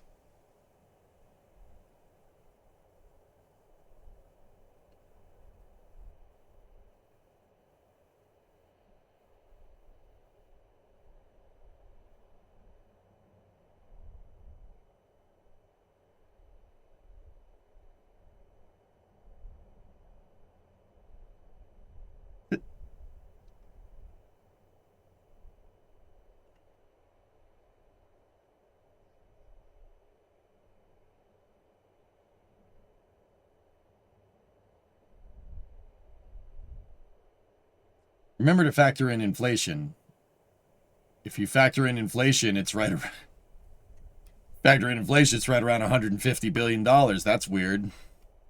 So that means that the Artemis program, for doing a lot less, somehow has spent as much as Constellation's projected costs in basically a worst case scenario.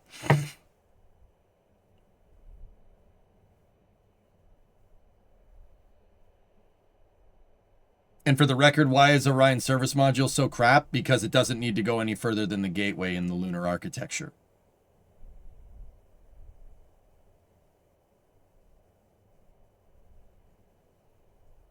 The reason why they did that is because the capsule inherently doesn't need a lot of delta V if you're looking at using Orion for Mars transfer vehicle architecture.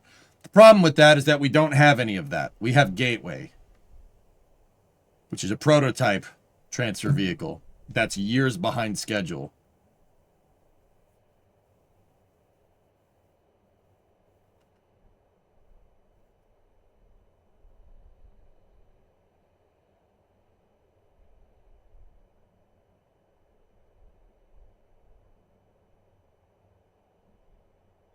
That's a pretty stunning realization when you think about it. And that shows,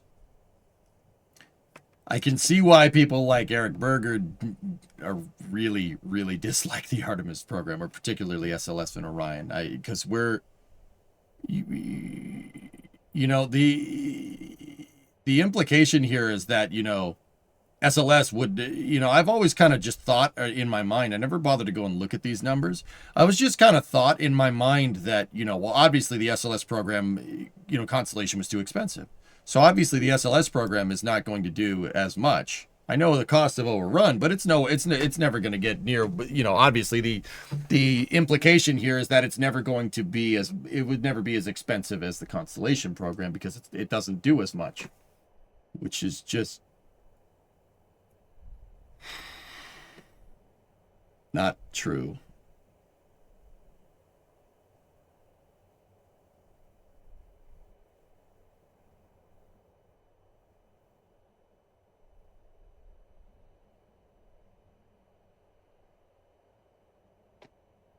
That's some real black pill stuff right there. So where's all this freaking money been going, dude?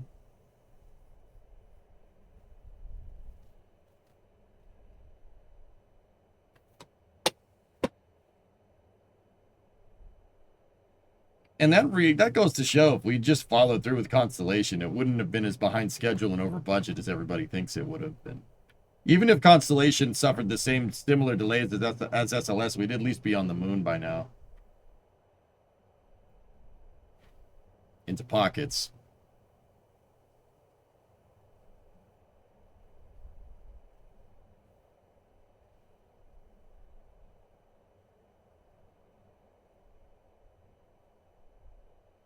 See, that just goes to show you that if you do, guys, so what's the difference then? What's the difference between SLS and Constellation? The plan. Got to have a good plan. Good plan comes from the executive branch setting a national priority and challenging the space program to do bold things. That's the difference. The money has always been there. We've never had a plan. Artemis program ain't no plan. That's no plan. That's not good. That'll get you maybe near the moon sometime soon. Maybe. You need a good plan and good execution. Yeah. Huzzah, believe it or not, I don't think execution is the problem. If you look at the Artemis 1 mission, SLS worked perfectly. Like about as good as you could work on a first flight. Worked perfectly. Now, you can say whatever you want about Boeing. That core stage worked exactly as intended. And I mean exactly. 99.9% insertion accuracy from the Artemis 1 core stage. 99.9. That's real good for a test flight, dude. I don't think execution is the problem here, man. The plan is the problem. It's always been the problem. We just need a better plan. Russians don't take a dump without a plan. And one thing you're going to need a stupid rope for is JPL getting cuts with the current budget. I don't know, Seismic, off the top of my head, but it doesn't look good. Here's a question. How long should it have taken to actually deal with the heat shield and life support issues? Not running a hardware-rich program made SLS... Not running hardware-rich made SLS insanely, in Orion, insanely expensive. If we had just kept going with Ares 1, Hellfish, they would have figured out these heat shield problems 10 years ago.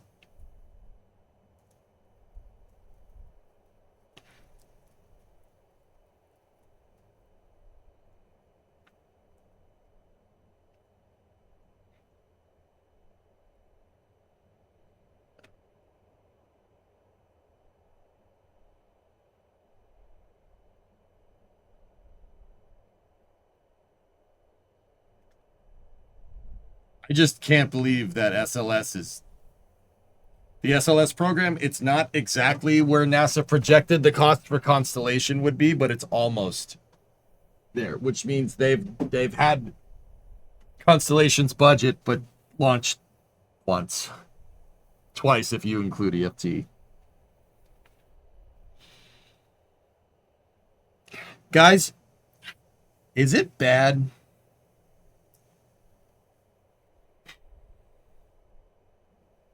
Okay, I'm going to put this one out into the void. If you guys don't like it, you send it right back. This is just me brainstorming. I don't actually believe this. Just bear with me here. Do you think that that's the reason why Sean Duffy is doing what he's doing? Because the whole system is just rotten from the ground up?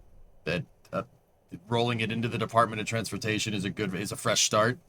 Do you think that's what he's doing? Do you think it's possible?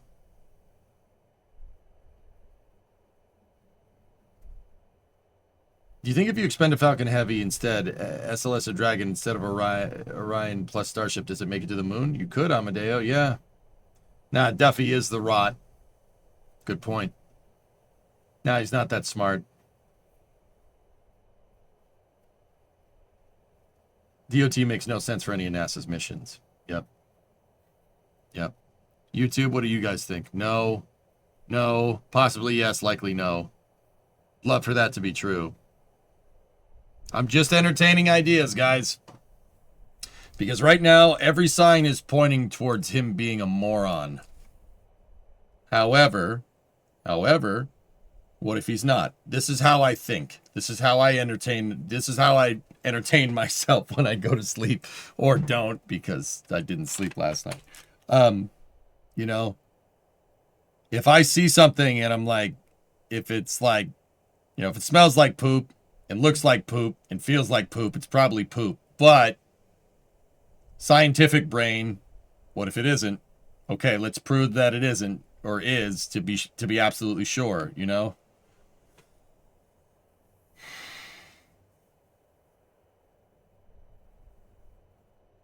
I love trying to find ways to carry water for the spots. Yeah. Well, hey, consider it EJ's due process. You know what I mean? Like, I'm just trying to be absolutely sure. Because people listen to what I have to say, you know? And about space. And I don't carry that torch, you know, like, I don't take that lightly. You know what I mean?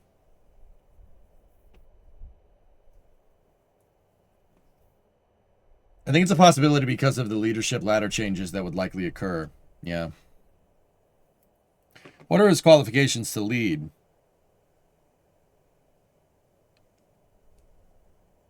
That will help with your answer. Well, he doesn't have any. He's a lawyer by trade. Yeah.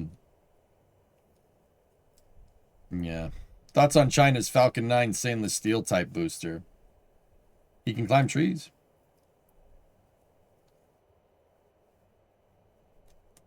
This NASA administrator timeline is about as good as the timeline of Saw movies, getting worse in each iteration. Command Racer, 14-month resub. Yeah, Sean Duffy was on The Real World in the 90s. It was a reality TV show on music television. That was right around the time where MTV or music television decided they wanted to do nothing that they wanted to run a TV channel that has nothing to do with their name.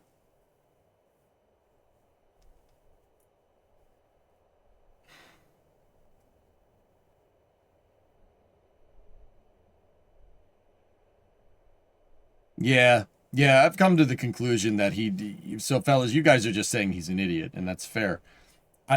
I was just thinking about it, and I've come to the conclusion that I don't think Sean Duffy knows enough about the space program to really know if that's a good decision or not. Like I said, the track record speaks for itself. Everything I've seen him say about the space program, it demonstrates a superfluous, like I'm not going to say a kindergarten level of understanding for NASA, but basically a kindergarten level of understanding for NASA. Yeah, I don't think you really know what's going on here. That sounds like the History Channel now. Yeah. Duffy was the world champion speed climber at the 1994 Lumberjack World Championship.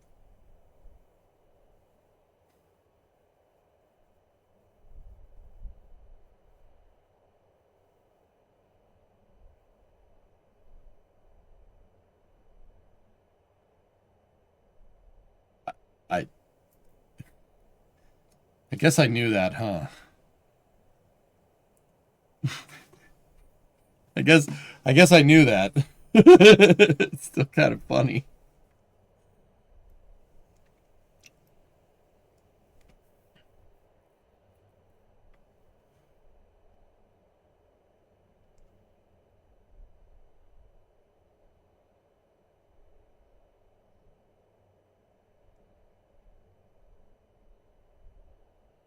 Yeah. Sorry, I'm thinking about it. I don't think yeah.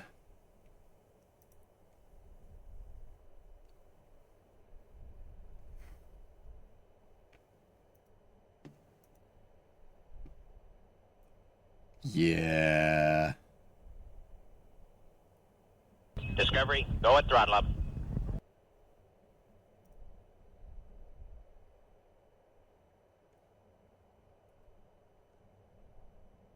Yeah. Sorry. Anyway. Hey, Jack, 120-month resub. 10 years, a full decade of EJ. So much has happened over these years. Here's to the next 10. Yeah.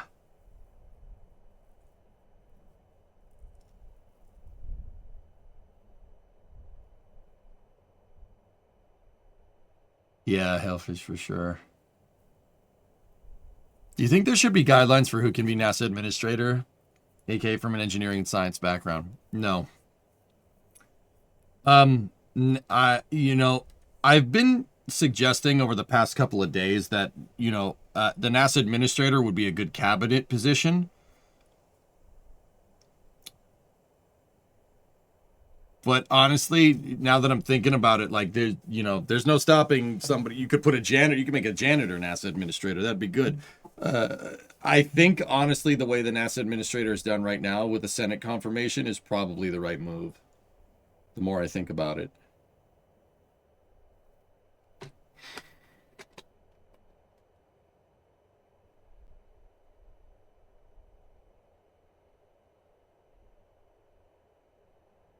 The only way a complete outsider like Duffy could make major moves like this is for NASA to be completely fragmented with infighting for different programs, directorates, and that is the real rot in NASA. Correct. Hey, Zassengoose. Thanks for becoming a flight controller. Everything he said is basically he looked at a 5-minute infographic of the history of NASA and boom, he's qualified. That's the vibe that I'm getting, Ari. Yep.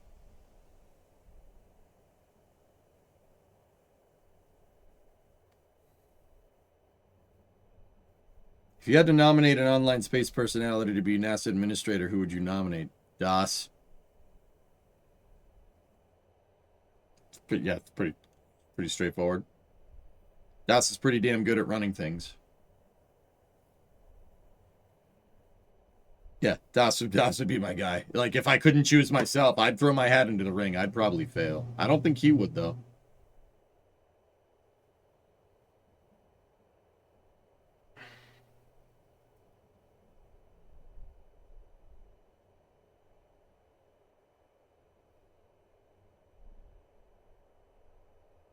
Yeah.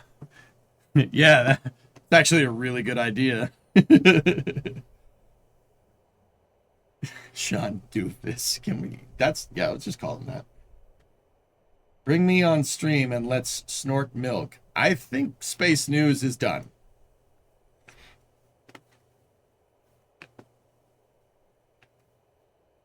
Yeah, I think Space News is done.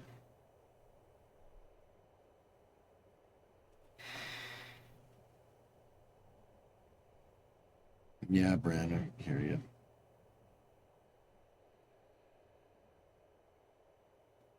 All right, guys.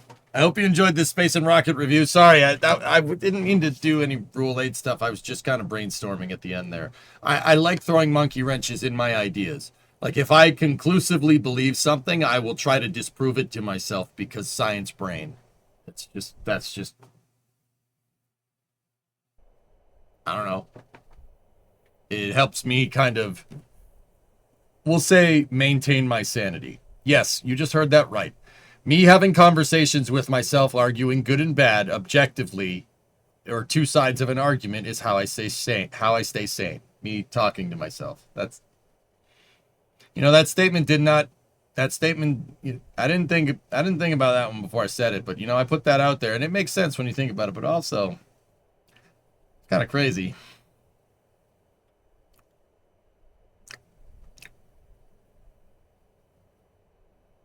Well, you do talk to a screen all day. That tracks. How dare you seek out the truth by yourself? Yeah.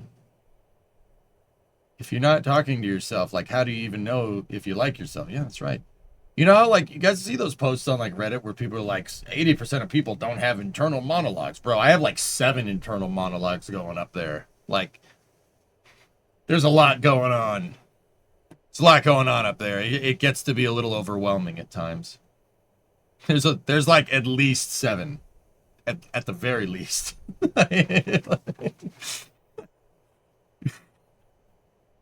Crazy? I was crazy once. Yeah, right.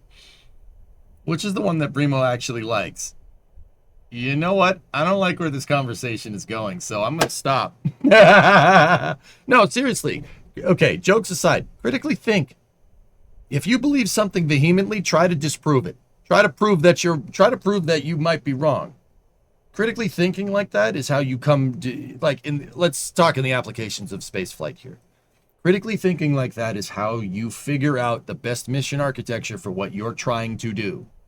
And what are you trying to do is the golden thing to answer when it comes to the application of spacecraft architecture. What are you trying to do? What does this vehicle do? What is your space program supposed to do? This works. Throw monkey wrenches in your ideas. Do it. Critically think.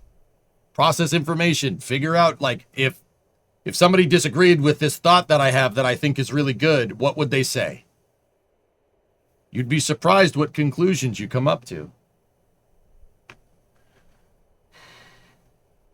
Poke holes in your own theory until you can't. That's the best theories were forged in the crucible of discourse. You know what I mean? My best ideas about the space program were the ideas I put out here, and you guys say, no, that's wrong, or no, that's right, or no, that's stupid. We've honed some of the purest space autism ideas here on this stream. The pure stuff. It's pure. It's refined. 6 kilos of cocaína, autismo pura. Pura! It's pure. It's perfect. Seriously. That's how you think, man. Critically think about things. That's what I mean by the 7 voices. You're autistic? No, it's a joke. All right. Let's get the racing rig out. Let's go. Refined space autism is certainly a description for this stream. Oh, I told you we should have stopped this conversation. Damn.